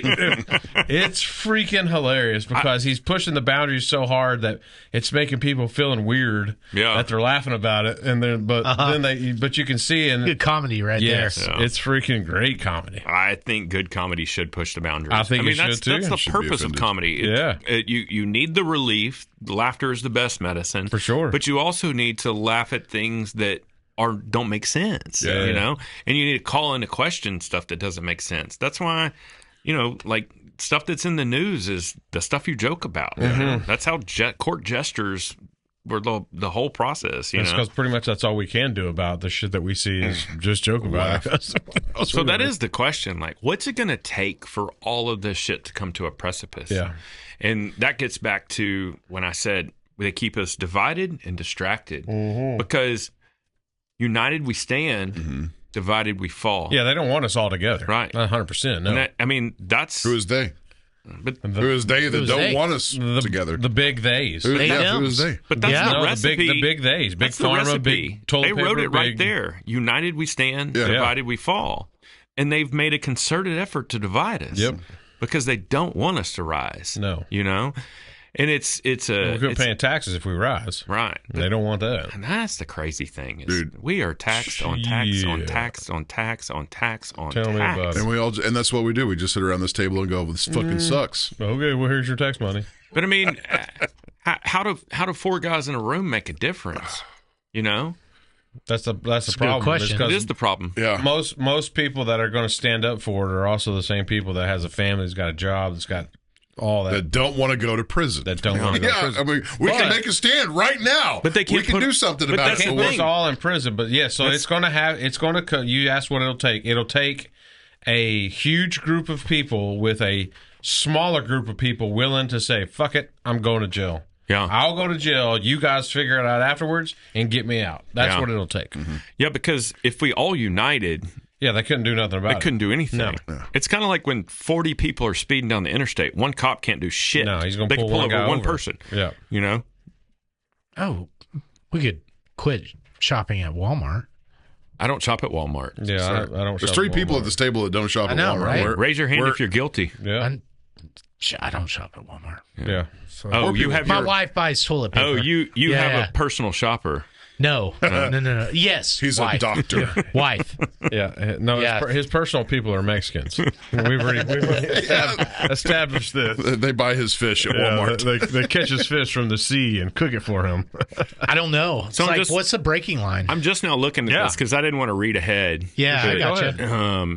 Seed oils are all the rage. Which we kind of talked Is about. that true? Yeah. I think we did. Yeah, we've touched on that. I don't know. I mean, I think all of these things, we talked about earlier, like the what'd you call them? Food. Big food. Big food. No, you call it like a food epic or whatever. Yeah, epic. epic. Yeah. So all of these things are turned around just through knowledge, right? Mm-hmm. Through people exposing stuff, people coming out and saying, hey, this was incorrect, providing science, like the cholesterol thing and everything. And seed oil is one of those things too. Like there are still good, clean seed oils. Like avocado oil is a seed oil. Olive oil is a seed oil. Olive oil is a seed oil. Olive oil is a fruit oil. You didn't even have canola oil. But I think the problem with like olive oil is the same thing as like what I just said about salt. Mm-hmm. What's in that shit? Yeah. You're not just getting olive oil. Yeah. We're getting olive oil plus all these words you can't pronounce. But here's the thing is, if you're buying cheap olive oil, most of the time, if you turn it over, it's cut with canola oil. But you got to think, if they're cutting the olive oil with canola oil, the olive oil was shit to begin with, right. And they're probably not putting good canola oil in there either. And then they're still charging you like bottom line olive oil prices, so they're boosting the best of both, you know. But I think it comes from education. And opportunity to step foot into the alternative. Yes, you got to have that open door. But you have because what does the people do that can't afford good olive oil or tallow? Tallow ain't cheap. Okay, so let's talk to the guy that can only go to Walmart. Right, he can't afford to go to Whole Foods or even some Costco or he don't have enough money for a membership. I mean, but you can only go to Walmart. You're fucked. This may be dickish, but what does he need olive oil for then? Well, I mean, they cook with everything. Yeah, but I mean, you can use. True point. You know, yeah, like olive oil is typically for cooking decent foods or making like a vinaigrette or something or finishing something. Like if you're cooking on a budget, I would say olive oil doesn't need to be in your pantry. What you need to get rid of is like pizza rolls and Yeah, but you gotta. That's what you use olive oil. You make them. That's how you make them healthy. Pizza roll. You spritz olive oil. You spritz them with olive oil before you put them in the oven. No, it's not even the oven anymore. The air fryer now. Yeah, you can make a cheap fat though. Like you can buy ground beef. Yeah. Cook it in a pan. Filter out your drippings. Now you have your own tallow. Yeah. Or you can go to the meat market, like on the square. Like they're doing a shit ton of stuff with their tallow. But it's not cheap. I'm talking about hand lotion. It ain't cheap. It's not cheap. But so you can make your own free. Free. You still got it. So you have the nutrition. You have the lean meat. Yeah. You can make your own fat, but somebody's got to have the knowledge of how to do that. Sure. Right. And they've got to know that beef isn't fucking the devil. Yeah. Which has also been an issue. Red meat's been demonized for the past 40 years, too. So, yeah. And I think it was a little too early because now we're getting to the point where red meat is, how much of our red meat is actually made in America? How much of our good beef are we exporting? Yeah. Somewhere else. Yeah. Yeah. Yeah. Yeah. And then at the same rate, we're understanding that that's going on with beef, but then look at the pork industry.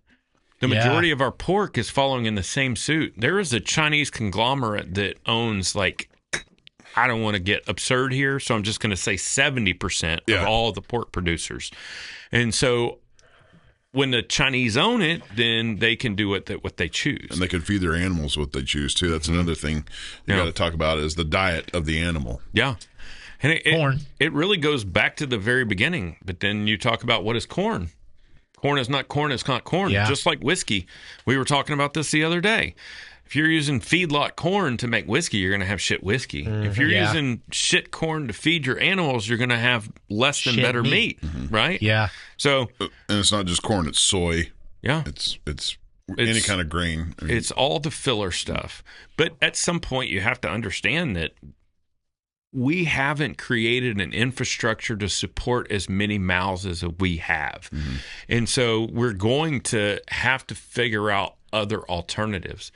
But it takes a concerted effort. It really does. I think the ultimate answer is small county, town co-ops, cooperatives. Yes. I think that is the most beautiful thing. But what about bugs? Bugs are a valid. They are a valid solution. Supposedly, that's how McDonald's makes their hamburgers. Worms. Oh. Yeah, okay. I heard otherwise. I heard it was kangaroo. This goes back to the Jews. I've heard a lot. Have you not heard all that? But I think, not to skip over your No, I'm with you. No. Deadpan. To touch on your bug point, I mean, I think, bugs are a rapidly reproducing viable source for protein. I don't think we should ridicule them, but I also don't think it should be the majority of our diet. I mean, and I'm talking about if we look 20 years in advance. It's got to be like the Coke thing. Or like you phase it out in order to phase it in. Yeah. Right? Like we could implement a small variant or small proportion of our diet to bug protein, and there's probably other good stuff in there, but then you get into farm raised bugs, and what are they feeding the bugs? Okay. So now the problem doesn't go away. Sort of like the goddamn chicken. Yeah. Oh, yeah. Okay, valid point. So have y'all followed the whole Vital Farms thing? Vital Farms eggs? Yeah, it turns out it's bullshit. Yeah, because they were feeding them. Shit, really? They had seed oils. I think I have Vital Farm eggs in my fridge right now. So look at just do a cursory search on the Googles about seed oil findings in Vital Farms eggs, and they're returning like 30% of their diet is soy or I just kind of signed on to that because I thought it was a easy pass solution. But it also loops around back into beef, and as somebody who has been a beef raiser his entire life up until lately, you talk about climate or planet destroying practices. If you have a feedlot full of 500,000 head of beef, now that's crazy. Now you've got to raise and grow crops for put that up. an ungodly amount of acres just to feed those.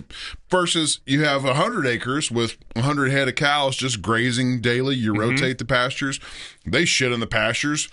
That regenerates the soil in the ground. Yeah. Then you harvest the beef. I mean, that seems to be the ultimate.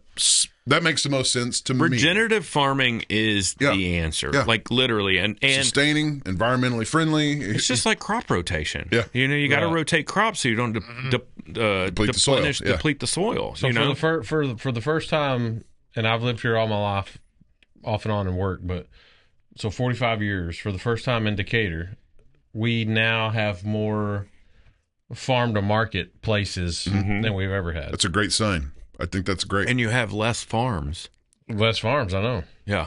I say that it's weird because like the big like fruit vegetable farm to market that we have is a new farm. They're move-ins and they bought a big giant place and they grow it. Yeah. And then we have this new place down there by kind of where Sanford Oil, on the other side of Sanford Oil. What's that place called? Wise Roots is what it's called. And they're kind of farm to market everything. I think they just supply the building that all the farm to market people come into, which is really cool.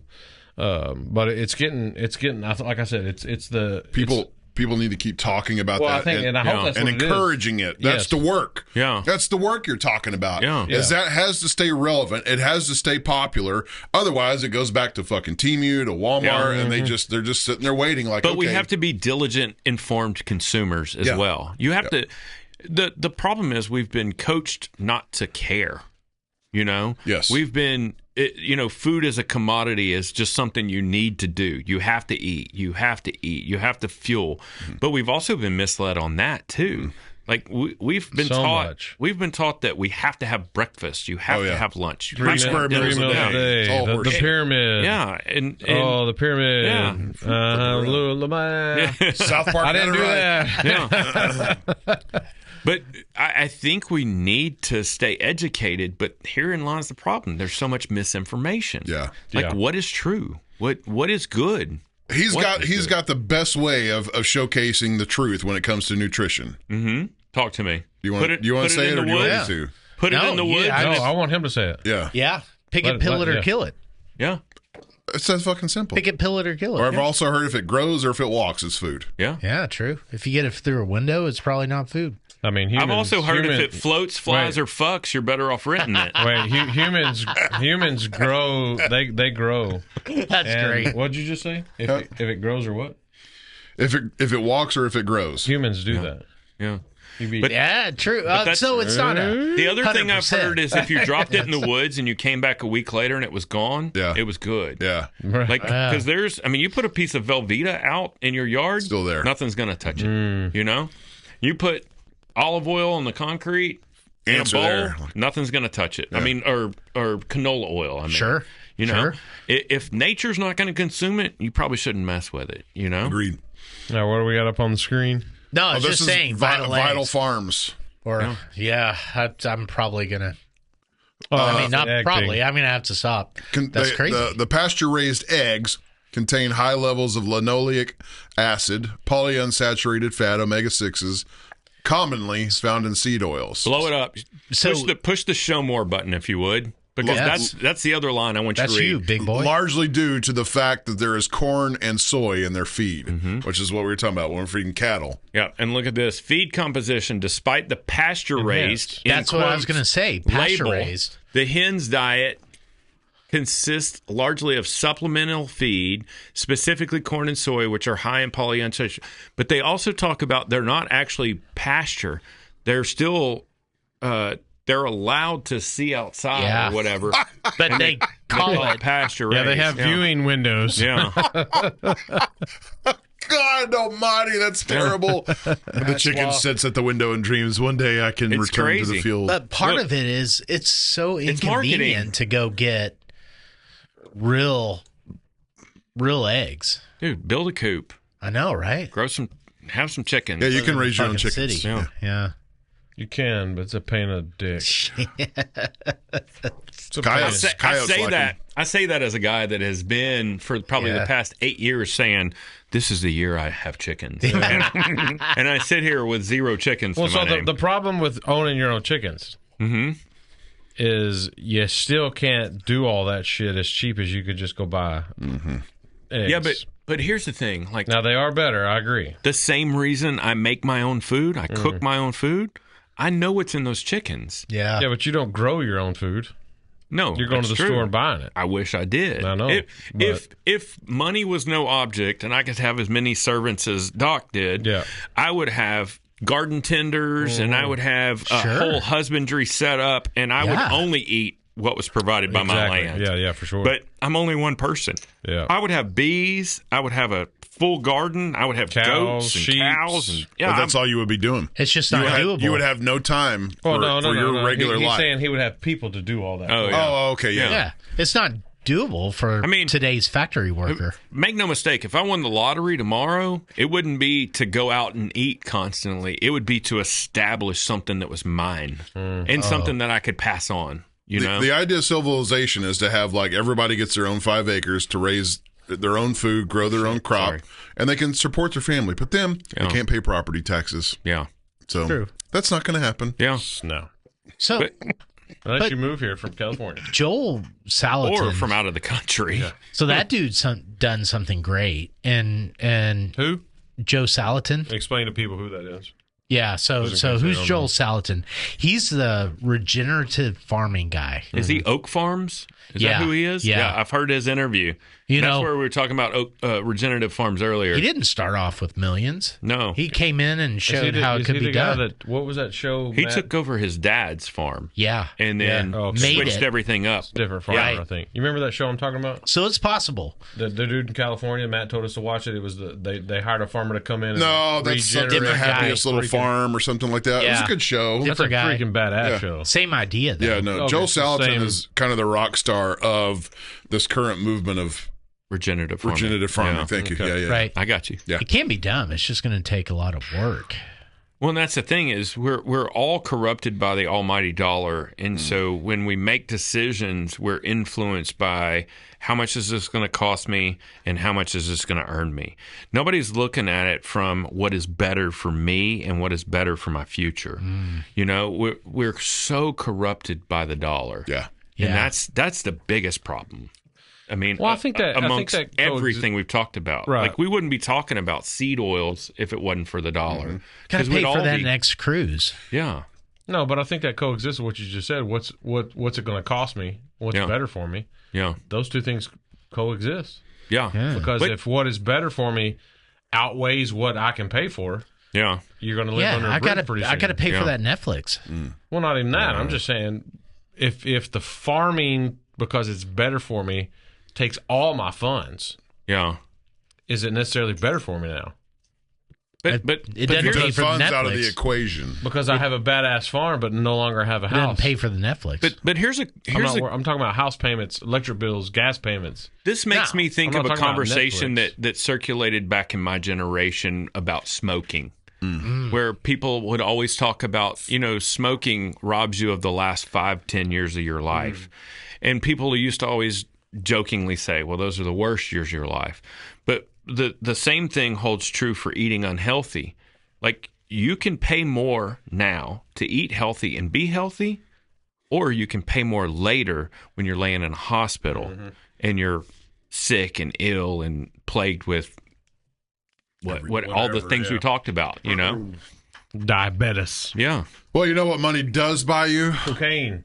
And Oreos. Oreos. So let's have a little rabbit trail with Oreos here, shall we? Surely this will make us all feel better and good about life. Have you been down the Oreo? From scratch, exactly. No. First, we're going to. You got to go follow this guy. A synthetic how you say his herbicide name. that we're going to spray on the wheat, the soy, the corn, and even the cacao pod. Then we're going to take this petroleum byproduct guaiacol and run it through glyoxylic acid oxidation, decarboxylation, and just like that, we made artificial vanilla flavor. Now, to make our Oreo cream, we're gonna crush some soybeans, wash the mash with hexane, a petroleum-derived solvent, hit it with a splash of water, and skim off the gummy middle layer. And that's our soy lecithin, basically to help make it smooth. Now I love when people cook in a refrigerator. Whatever that is, we're gonna filter, refine, deodorize, and bleach, and we just made soybean oil. Then we're gonna add sugar, palm oil, soy lecithin, artificial vanilla flavor, and high fructose corn syrup that's great as a cheap sweetener, but not so great for all that. Give it a good whisk, fluff it up, and we just made our Oreo cream. Now, to make our cookie, cocoa beans in the oven, remove the husk, a touch of potassium carbonate, and blend. Then we're gonna add sugar, palm oil, baking soda, artificial vanilla flavor, flour, synthetic vitamins, splash of water, and give it all a good mix. Flatten shape into cookies and in the oven at 375 for 20 minutes. Put it all together, and that's Oreos. Yeah. Send this to your friends who are addicted to Oreos, and let me know, would you eat this crap? Man, doesn't that just sound amazing? I wouldn't eat it because it's not a double stuff. It's not a double stuff. Okay, but so my question is, after seeing that, I guarantee I could walk down to my house and bring back a fucking package of Oreos, and every one of us is throwing one of those things in our mouth. I don't eat them. I haven't eaten Oreos for years, honestly. Like, true story. Even in ice cream. Because it's just garbage. Once again, take an Oreo and set it outside. Yo, for sure. Have you seen where they try to burn one? Yeah. Yeah. Yeah, so this guy, go follow him. Ite Schechter. How do you say it? There's water. Hit and return. All he does is go down and just. Oh yeah, here we go. So here's one we can all relate to. Most tap water in the United States starts as river, lakes, or reservoirs. We are collecting straight from the source and carry them home to start the treatment. Now, it's time to gas them. We're gonna blast them with chlorine gas that is cheap, aggressive, works fast, and kill bacteria, viruses, parasites, everything. It does create some chemical byproduct, but that's a calculated risk. Now, to add some of our environmental contaminants, we're gonna add some PFAS, forever chemical, that shows up in nearly half of US tap water. Glyphosate and other synthetic pesticide runoff that is found in most surface water. Pharmaceuticals and birth control residues, sewage overflow and organic waste, basically all of the stuff that end up in the source water. Heavy metals from rusty old pipes on the way to your tap. And fluoride, even though it's linked to low IQ in children, we're only going to add a little bit, so it should be fine. Now, we're going to get into the fluoride thing, we're going to add some aluminum I want to talk about sulfate. Even though it fluoride. doesn't remove most of this, at least it makes it look better. It clamps all of this trash together. Now we just need to run it through a basic filter, and that's basically your tap. But just before we chug it, we're going to run it through a Brita filter like millions of Americans. That barely removes any of this, but at least it feels like we did something. Send this to your friends who still drink tap water, and let me know, would you drink this crap? Let's make US tap water exactly. So yeah. So that being said, if you guys aren't running reverse osmosis, you should. Yeah. Okay. It really makes me want to get a system. Reverse osmosis is fairly inexpensive to get, install yourself. You have a small reservoir on tap. It runs through a triple filter, and then the microns are small enough to remove fluoride. Yeah. Which fluoride, I think, is one of it's a big culprit. That's if you're gay and live in the city limits. I drink straight from God's water. Well, if you say that, but there's been some fracking and stuff going on around here, so yeah. But if you're drinking well water, you should still be filtering it. Yeah, you don't know what's coming up from your well. Meh. The thing is, and I'm no scientist. We survived a long time after drinking just creek water, so. But you lived in the city for a good while on tap water from the city, too. And when I was a kid, we used to drink out of hose bibs, too, you know. Still do. Yeah, true. But anytime you can afford yourself with cleaner drinking water, I mean, there are countries that are crippled because they don't have clean drinking water. Sure. If you are a good tax-paying American that pays taxes on taxes on taxes, and you can afford a reverse osmosis system, do it. Because it's one of the better filtration systems you can get for entry-level pricing almost. You know? Okay, so the argument could be made that if you're going to improve your situation, you should start with water. Oh, I mean... You know, it's like the most improvement you can do is with your water. Yeah. I mean... I don't know about the most improvement. I'm just saying, do you consume more of anything I would than think you would consume be better. water? I would, yes, fast food. I would think, because most people eat more fast food than they do drink water. Yeah. No. Most 100%. people. Most people. You're right. Because there's probably I don't agree with that. Yes. No, because even if you're consuming fast food, you're still drinking a soda or There's tea no or fucking something. water in a soda? That's exactly what he's What do saying. you think No. that water? What do you think a soda's made up of? Probably not I very, think that's what very he's saying, is- skim little bit of water. Okay. Yeah, but you're not getting the benefits of the water No. when you're drinking it mixed in with the Diet Coke. That's like saying I'm okay, drinking yeah, I whiskey understand that's that, got yeah. water in it. But is it Or beer. is the soda a fast food or is it water? It's still water based. But is it? Yeah, No. but if you That's like calling his water that he had before it was filtered water. Look, No, dude. You're saying drinking a Coke is just as good as drinking a water? no, I'm not saying I'm saying it's water based. It's already got what he is saying. Like your baseline start of better health Yeah, and but physiological being is cleaning your water. And I'm saying soda's full of water, same as beer. Yeah, Whiskey. but Yeah, but Whiskey- you don't make your whiskey own. is still I think y'all are 80% talking water. apples and oranges. You're not making your own soda. No, I'm just saying what you said was the first thing and best thing for people to do. I think the Yeah. best thing for people to do, keep drinking your fluoride water because that's probably not hurting you as bad as all the shit you're throwing down your gullet from Wendy's, McDonald's, and all these other places. Yeah, No way in hell. Yeah, It'd be okay. as bad for you. I agree as with that, yeah. fluoride in some Supper water. in a sack. Where do you approach the rabbit hole? Maybe it's water. It's so funny though when I drive through South Lake and there's right at Yeah, Kimball, I know those people. right yeah, at yeah, Kimball, I know. there's a Yeah, I know what you're talking McDonald's about. that's Yeah. right off the interstate. Yeah. And it doesn't matter what time you go through there, that drive-through is stacked. Oh, yeah. And you're like, Chick-fil-A, In I South thought Lake. these people had money to spend. Why the fuck Yeah. is there even a McDonald's in convenience, South Lake? time and convenience. Yeah, because but- they also said no to Walmart. But it's they shit said okay food. I know. to McDonald's. Like there's, if you're gonna go fast food, first of all, don't make it a habit. Okay, yeah. Chipotle. Wait, did I say that?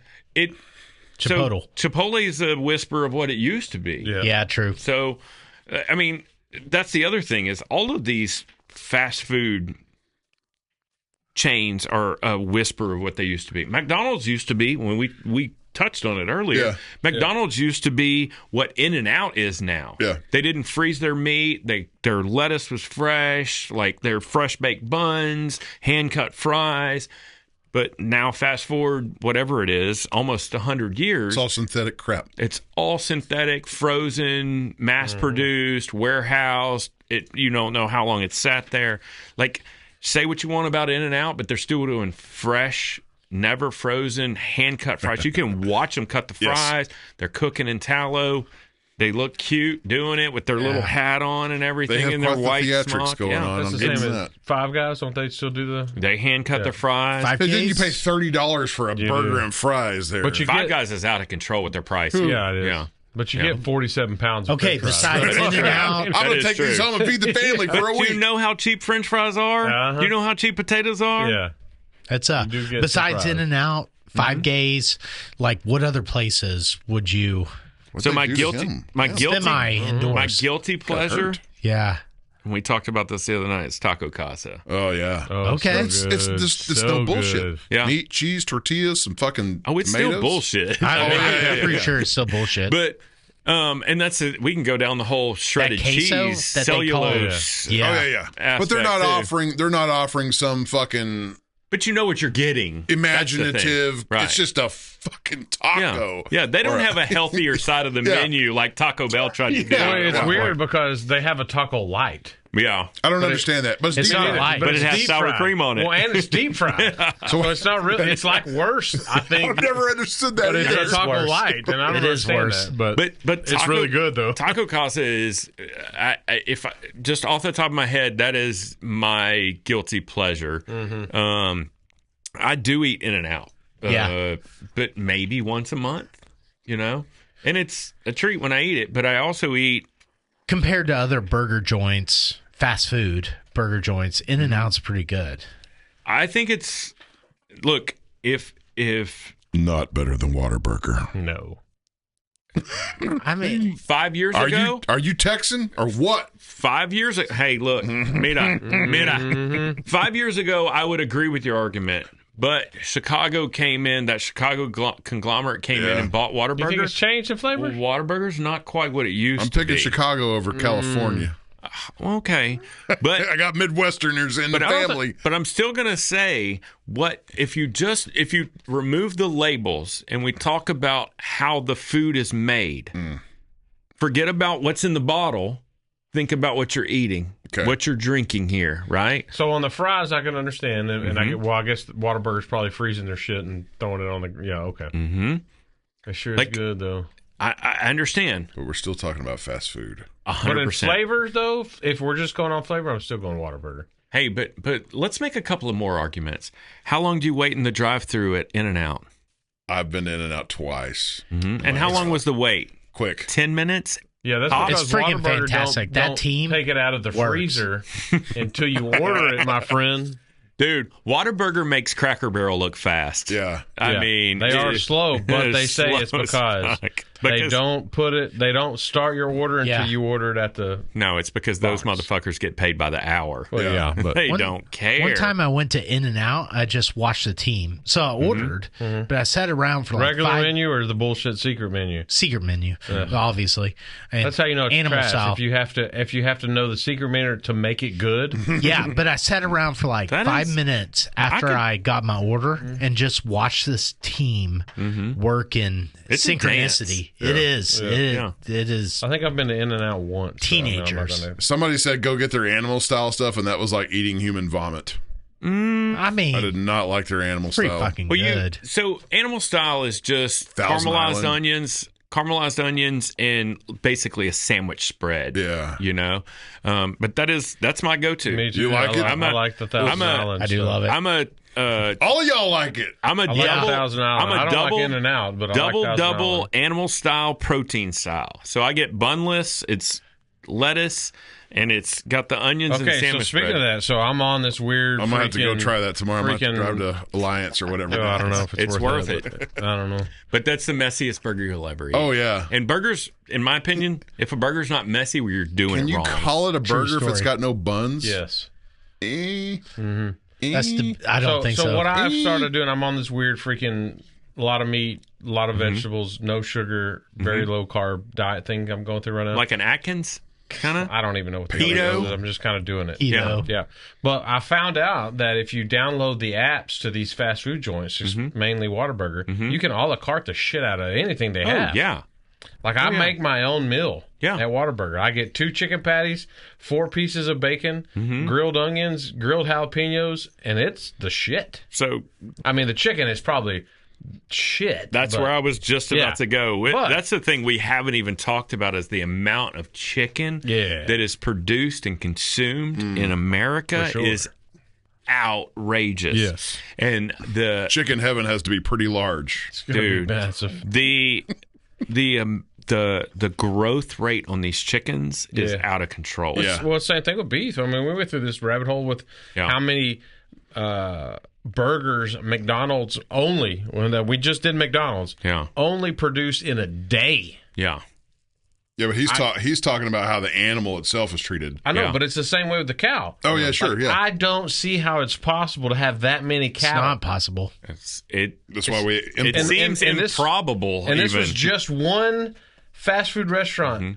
Yeah. And they were making like freaking billion burgers a day. Yeah. And this is just one. Yeah. Yeah, I know. We can't have that much cows. And you know what's even crazier is McDonald's owns and operates their own farms. Yeah.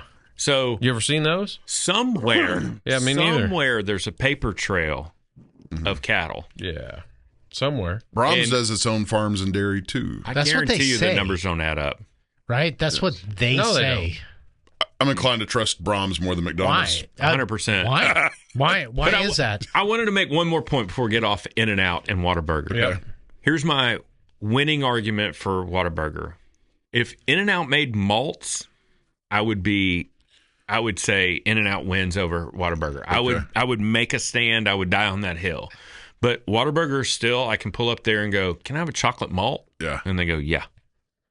You can have a Dr. Pepper. Chocolate malt. Yeah. Chocolate malt. Yeah. Burger. I'm just saying. That is true. That's the other thing is they do a Dr. Pepper float They do. at Whataburger. Yeah. And that's That's the Texas roots right there. Buddy. So that's fucking seed oil ice cream and high fructose corn syrup don't soda. care. I think get it all we're together, all- baby. Hey, Just look. mix them together. look, I'm a big proponent of 80-20, right? Everything in moderation. Yeah. That's right. You can eat shitty 20% of the time as long as you eat healthy 80% of the time. And I think that's the same thing as with this diet thing I'm doing. Is I told the wife of the kids the other day, I was like, I don't know why we don't eat like this all the time. Yeah. Like when I go to Trinity Street now, I a la carte everything. I Yeah. don't eat Yeah. anything off their menu now. Yeah.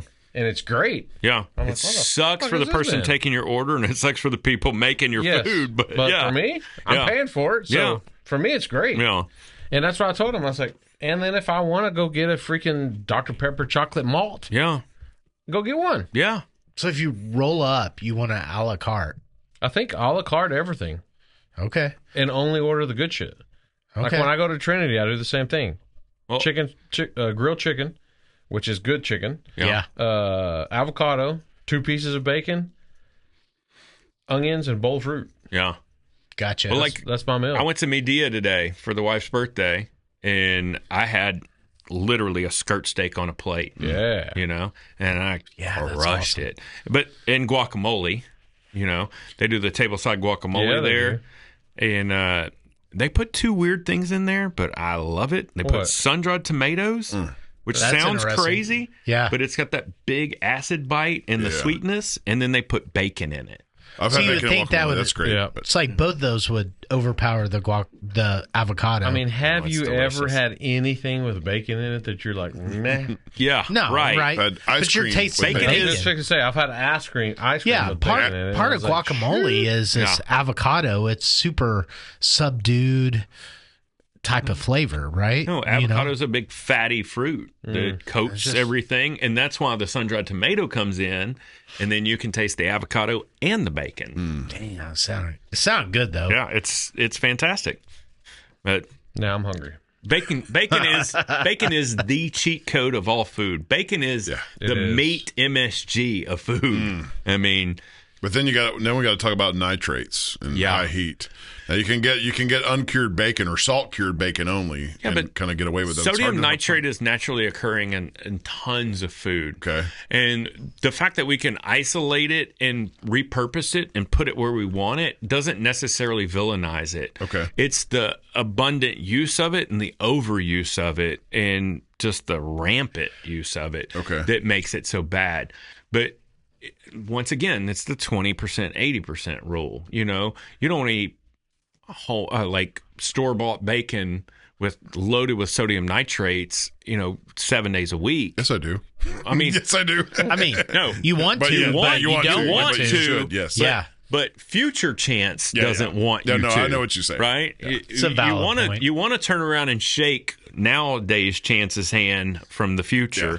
So, But you can buy like there's alternative bacon available. Bro, there's, you there's can salt make- cured or smoke cured bacon There's with no turkey. nitrates. and you bacon. have a smoker. No. Turkey bacon. Fuck you. That is not bacon. Do you have? Yeah, that's fuck off. You Do you- sit outside. Do you? I leave. I can't even believe you. I hate not a turkey whiskey- bacon. I was You're just not a tossing whiskey that bro in there. anymore. Give me that I was glass. just tossing that in there. Give me that glass. But already. Chance, You can't have it no more. you I have a can't even believe you smoker. said that. Yeah. Turkey. You have a refrigerator. Yeah. Just do my own pork belly. Make your own bacon. Yeah. You'll never be happier. Even the shittiest homemade bacon Yeah. is better than the store bought bacon. Yeah, but why can't we just go to the meat market here and get the bacon? I mean, They kind of do the same thing. but It's- they're probably buying bacon from They a are. box They and are. they're Already just cured. breaking it. And the only problem with homemade bacon is, in order to do it right, you have to buy a slicer. Yeah. Yeah, Okay. okay. So if he puts his money and time into bacon versus an RO system, probably RO system wins out, right? Yeah, because if you're worried about your water, you should forget about bacon. Yeah. Yeah. okay, so Priorities. we're running. Yeah. we're I running think so, right? way over 2.5 hours now. Sorry. Okay. Let's end it on don't that. apologize. No, I don't want to end it on that. I want to I want to drive home, right? So land the plane. I guess fuck whatever I was thinking. Yep. We're not stopping. Mr. Turkey Bacon here wants to take over the fucking ending of this. So if you had to think, we talked about a lot of things. Yeah, can I have another piece? Just throws it straight in the trash. Yep. We talked about a lot of things, but if you had to kind of have a prescription for the normal dude, right? Where do you start with health? Education. Okay, so how? Caring about what you consume and try to create a system where you're as self-sufficient as you can be. Like it doesn't matter. Start small. Like just instead of buying lettuce in a bag, buy lettuce and cut it yourself. Wash it yourself. Know that it's washed. Instead of buying pre-shredded cheese, spend one time, invest in a shredder, buy a block of cheese, shred your cheese. Just start small. Just make little changes, and then also through your equipment, invest in your future. Buy tools that you're going to use and use them. Don't buy gadgets. Don't buy one operation gadgets that you're going to use one time and go, that's fun, and then throw it in the drawer and it disappears behind all the other gadgets. Pasta machine. Yeah. Make pasta by hand. There's a reason that some of the best foods we know started out as peasant food. Pasta started out as peasant food. All doughs basically started out as peasant food. It's because people took what they had, they figured it out. Brisket started as a throwaway cut of meat. Fucking lobster. Yeah, lobster, oysters. I mean, fajitas. The list goes on. And the problem is tablitas also. And then people found out, and it got expensive. Yeah. Unaffordable. Yeah, but start small and improve on where you're going.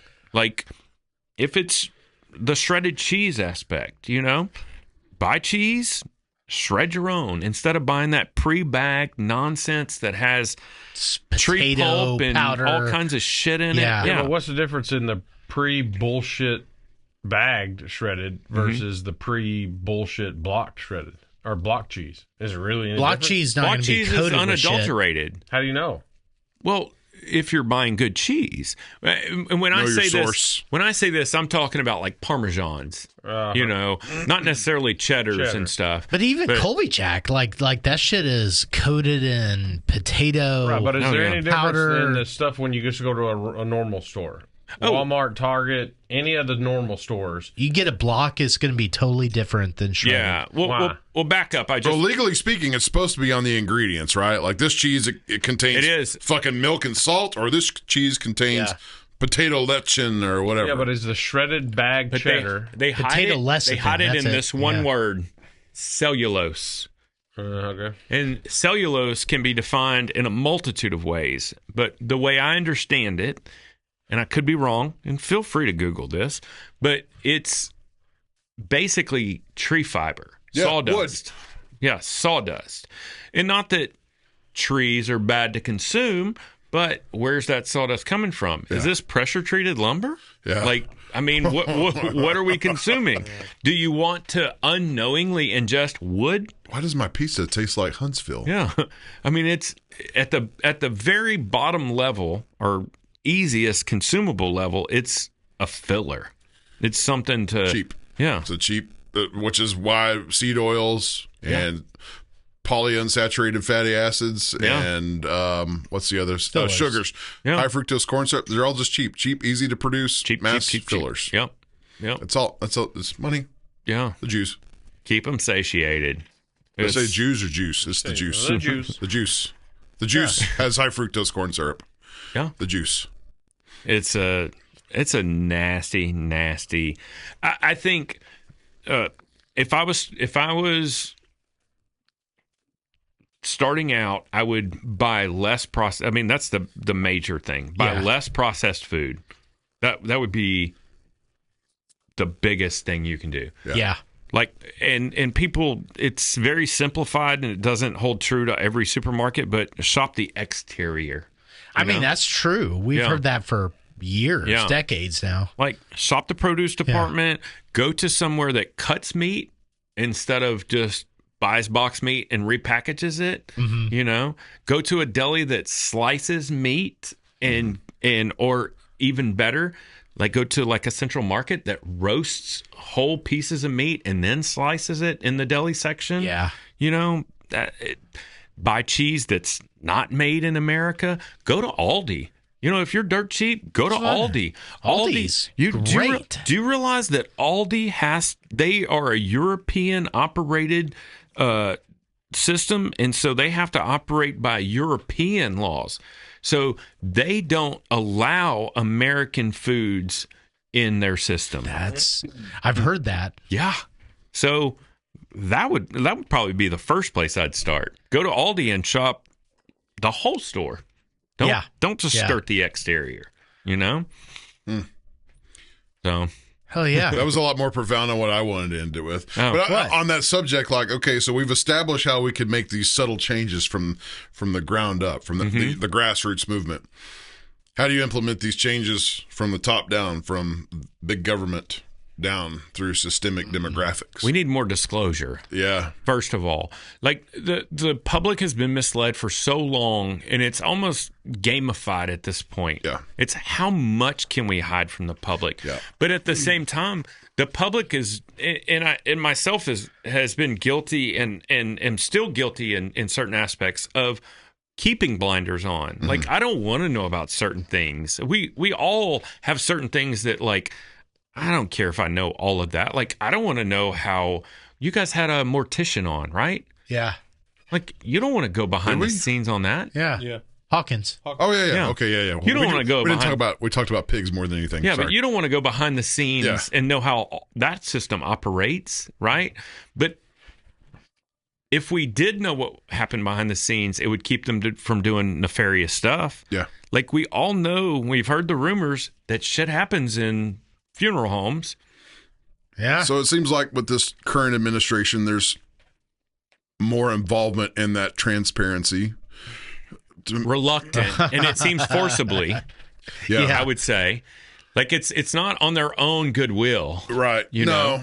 It's some of it's forced. Yeah, but it's also some of it's still being gatekept. You know?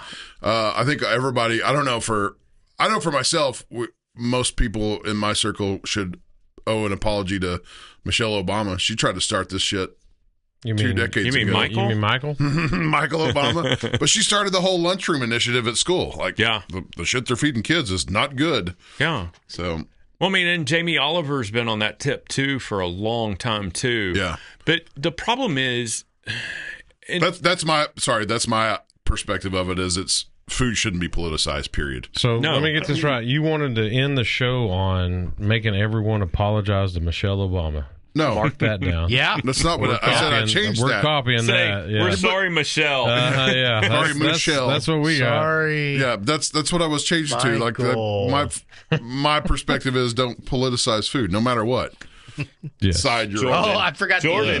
Jordan. Michael Jordan. Michael Jordan. But before we do wrap it up, because it is getting pretty late. Yeah, sorry. We've talked a lot about what you do and where you do it, but we haven't told anyone how to find. Yeah, we're gonna do that. Thank you. Okay, And that's you a have to come vital back because aspect of this podcast. No, we didn't even get into it. I We think got we like struck 50%. Yeah, I of think these notes. we hit on 2 notes. So I'm sorry, I talked way too much. That's why we're great. having a That's why we have a podcast. Why you podcast. apologize? That just means you're gonna have to come back. Okay. Hey, anytime. Seriously, I love this.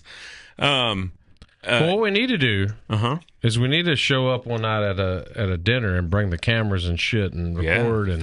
Yeah, are you serious? Who's going to do all that work? Remember when y'all used to do videos? Yeah, I remember we that. do. Yeah. I remember sitting right here doing 10-hour days, getting 10 minutes of video done. Yeah. I've listened to multiple podcasts about the guys that did Chimp Nation. Yeah. Where they were like, we shot like 400 hours to get like 4 hours. It's a beating. Yeah, it's crazy. Now, if we were making money to do it, hell yeah. Those dudes. Hey, but AI is a lot better. It is a lot better. It is, still not human. No. Yeah. And we're guilty of utilizing AI for some of our dialogues, and it's like we can immediately read something that somebody wrote and be like, oh, boom, 100% we AI. got it. Yeah, we're on it. So it's, dude, spelling errors stick out to me. Like you might as well put a highlighter on it. Yeah. It drives me insane. Yeah, I'm glad- in dashes, sentence structure. Mark that down. We'll make sure we misspell a bunch of shit tonight. Yeah, especially people's last names.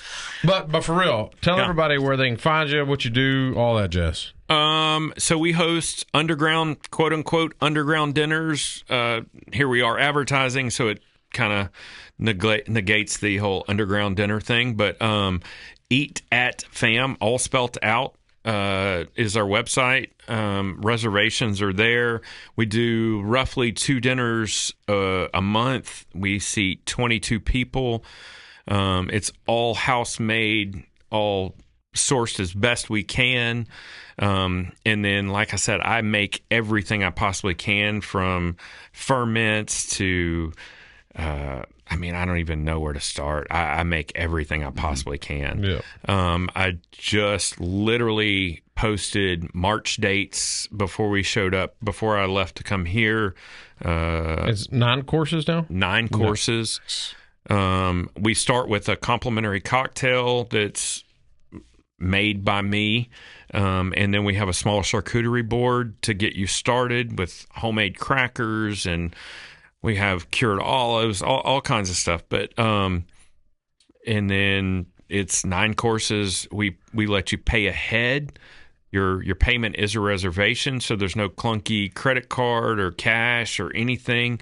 The only thing you need cash or Venmo or anything for is to tip your server. So we try to make it as seamless as possible. It's hosted in our home. It's our family. That's why we call it Fam. It's my wife is my sous chef, and one of my 2 boys is your server.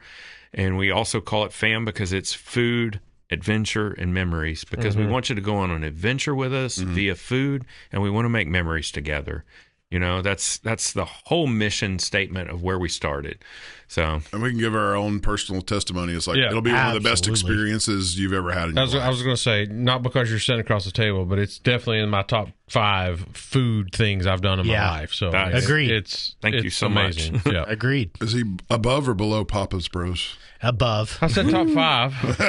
I know it's up there. It's up there. But Papa's Bros is a whole. It's very curated, right? It is. You know? Yeah, and that's why we love it so much. Because it's a thing. They have 100 people in their kitchen, not just 2. Yeah. No, it's a thing. It's because we also been to a shit ton of steakhouses. Yeah, Papa Bro's still the top for me, but it's because it's not just the steak. Yeah, it's everything. Yeah. So yeah. The literally the ass kissing as soon as you walk through the door. Oh yeah, the it's great. You know, yeah. You treat it like your royalty, which it's nice when you go to a place like that. Yeah. We're spending enough money there. We should be. Yeah. For a night. Well, I can tell you, the wife and I, we still talk about it. So it's. Wait a minute. It's a no-brainer. We're gonna have to go back. Last time we go, you didn't go? No, I did. Was that the bread? That was the bread class. Or you went? Yeah, she didn't go. So I didn't go to the bread class. That's right. Yeah. Okay, I remember. I was going to say the last time I think we all went was so she was there. You didn't get to go for some reason. Yeah. Fishing trip. Fishing trip. Yep, that's what it was. Oh, the old fishing trip. Reason you miss your buddies' birthday parties and I know gender reveal parties. Shouldn't have your birthday parties at the wrong time. I'm just saying. It's like. Was the fishing trip at least in saltwater? It was. Yes. Okay. He's probably eating turkey bacon. That's a little bit more. You know how much of that fish we got to try though? Same amount. Same as the pork. Same amount. Same amount as the pig. We got to try. Hey, I'm going to let you know something though, real quick. Just talking about health and personal health and everything.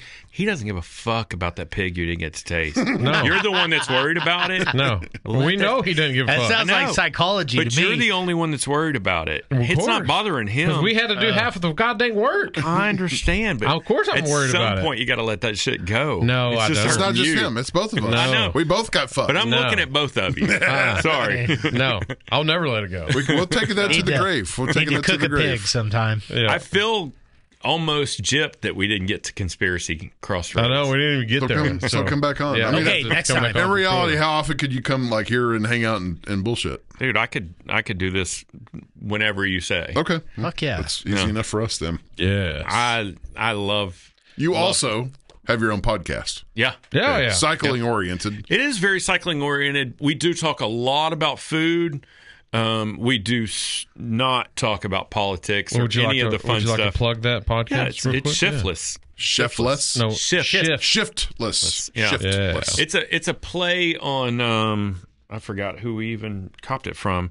Who's the trio that does the podcast? Whiskey Bros. At whatever. It's something less, and I can't remember the name of it. But either way, I'll think of it as soon as we stop recording. Mm-hmm. But no, we've been doing it almost as long as you guys have. Okay. We have we record once a week. Mm-hmm. Our recording is normally Wednesday, and then we publish on Thursday or Friday. Nice. But we talk a lot about the cycling industry, but we also talk about, the cycling industry parallels the gun industry, which we talk about the COVID implications of consumerism, and we also talk a lot about food. So if you're in a car and do you talk any about cyclists? Yeah. Oh, yeah. We talk about current cycling activity and all the controversies and all that kind of stuff and technology. You think that bikes are just bikes, but they're not. There's so much technology in bikes, especially with e-bikes, and now we're getting into the point where e-bikes aren't even e-bikes anymore. They're basically electric motorcycles. And then now we have all the municipalities cracking down on that, and it's going to lead into e-bikes being basically banned. And there's a bunch of nuanced stuff in there. Okay, but cool. Yeah. I don't know what percentage of our listenership is into bicycling. No, that's fine. But if they are, now That's they know fine. were to find out some good info. That's fine. Shiftless. Yeah, and also we can. I know it's always better to get you here, but for some reason, if you can't, we could do. We could try out a virtual thing. Yeah, it's better to have you here. I would. You can't drink. Much rather be here. Whiskey. Everyone we've asked, hey man, if it's too far for you to drive, we can do virtual. And they're like, no, we want to come to the studio. No, dude, it's the same thing about. I would much rather meet you at the bar and have a beer with you, than have a phone call with you. Right, dude. I hate phone calls. I don't think we can quantify it right now, but I think there's something that happens just with people being in the same room. Yeah, for sure. Like even if we're just sitting here not even talking, just being here, there's something there. Definitely something to try. We've done 150 episodes and not got paid for it, so there's something going on here. We don't know what it is. Yeah. For sure. All right. Chef, thanks for coming back. Man, thanks for having me. Yeah, we'll see you again. Sorry if I talk too much. Not such a long gap. Yeah. No, seriously. Fantastic. It's fucking fantastic. We just scratched the surface on our notes with you. And we have like 4 or 5 guys that is our, I don't know what you call them, but 5 guys? You have 5 guys? We have 5 guys, yeah. 5 guys. That it's kind of our pool of if we need somebody. Regulars. We just know they're they're gonna. So you're gonna be one of those. Yeah, I would we've love added you to the pool. I will talk about everything, and I will talk about stuff I don't know about too. Okay, that works. That's what we do. As long as you're good at bullshitting, then that's all that matters. But that's not kimchi. Yeah, I got you. Awesome. We can talk about kimchi.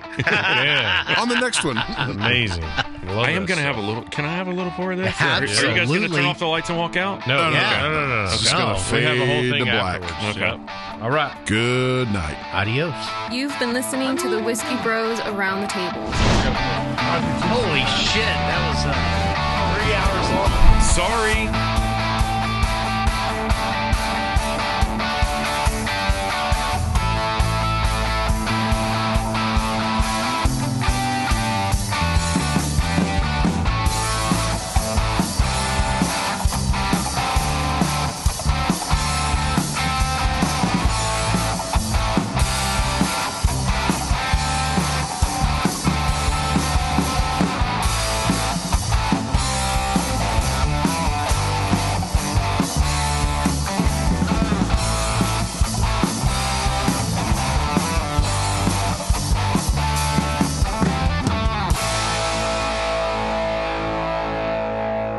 Gracias por convivir con los hermanos Whisky.